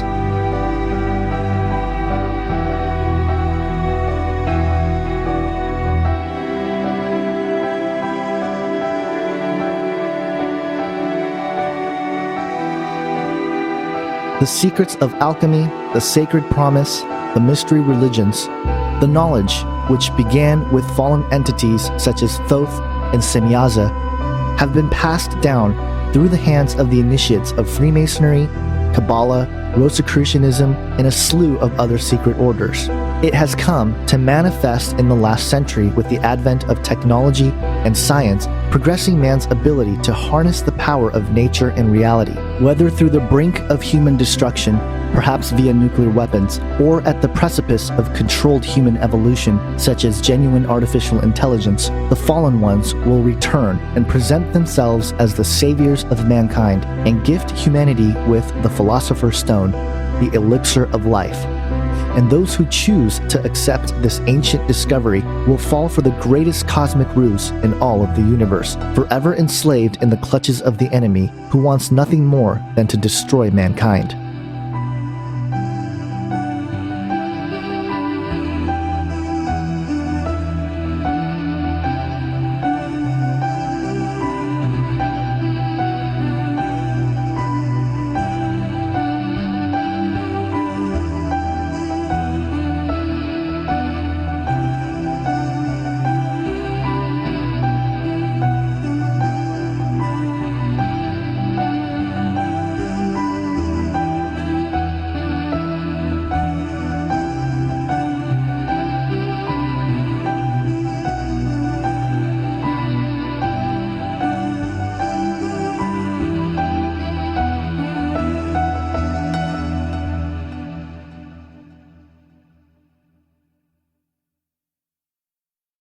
There's only one way to heaven, and it's through the precious shed blood of the Lamb of Yeshua, of Jesus Christ. And if you don't know Him, it's simple. All you got to do is accept His free gift.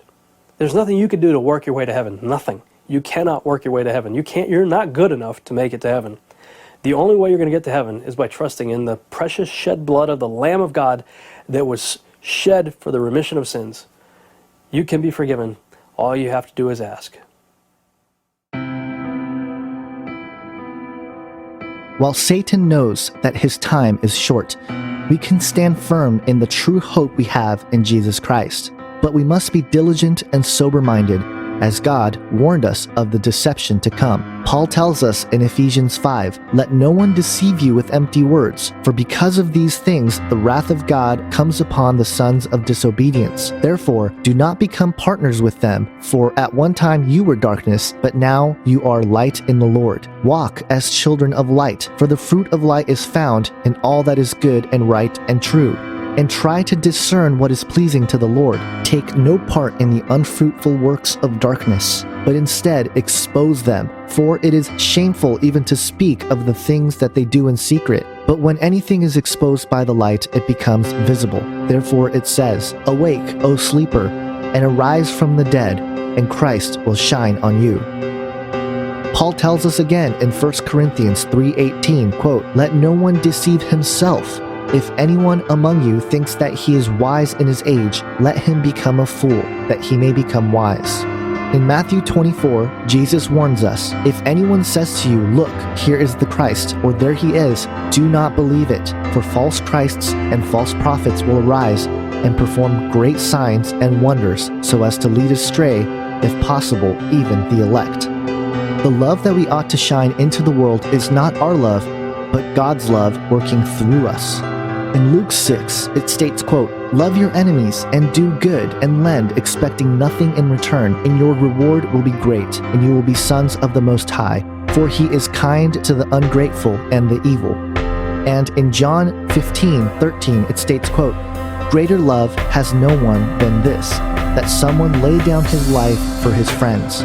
Matthew 22 states, quote, "Love the Lord your God with all your heart and with all your soul and with all your mind. This is the first and greatest commandment, and the second is like it, love your neighbor as yourself."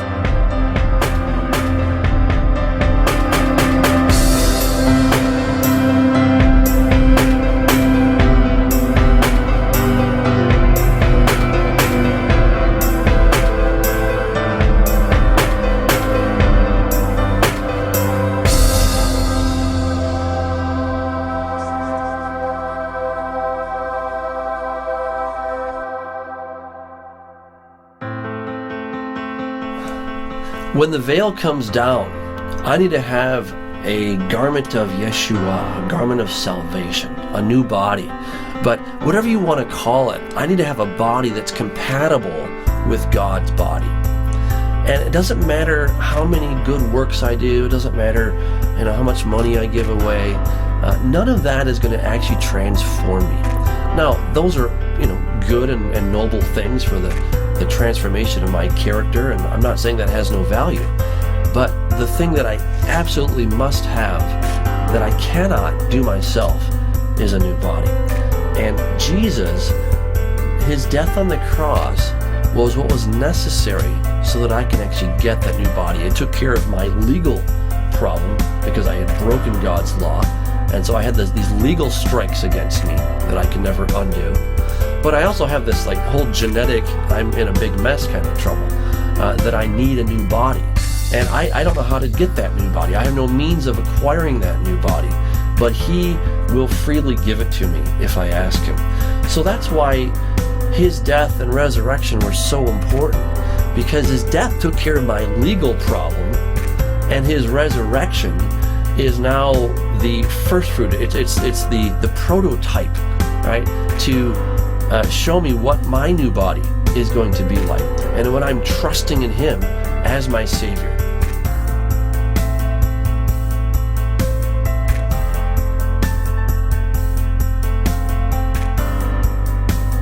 Doesn't matter who you are, believer, non-believer, someone who's put their trust in Jesus is going to be exposed to the fire of God. It says that in Paul's letter to the Corinthians, 1 Corinthians chapter 3, that we will all be tested by the fire in that day.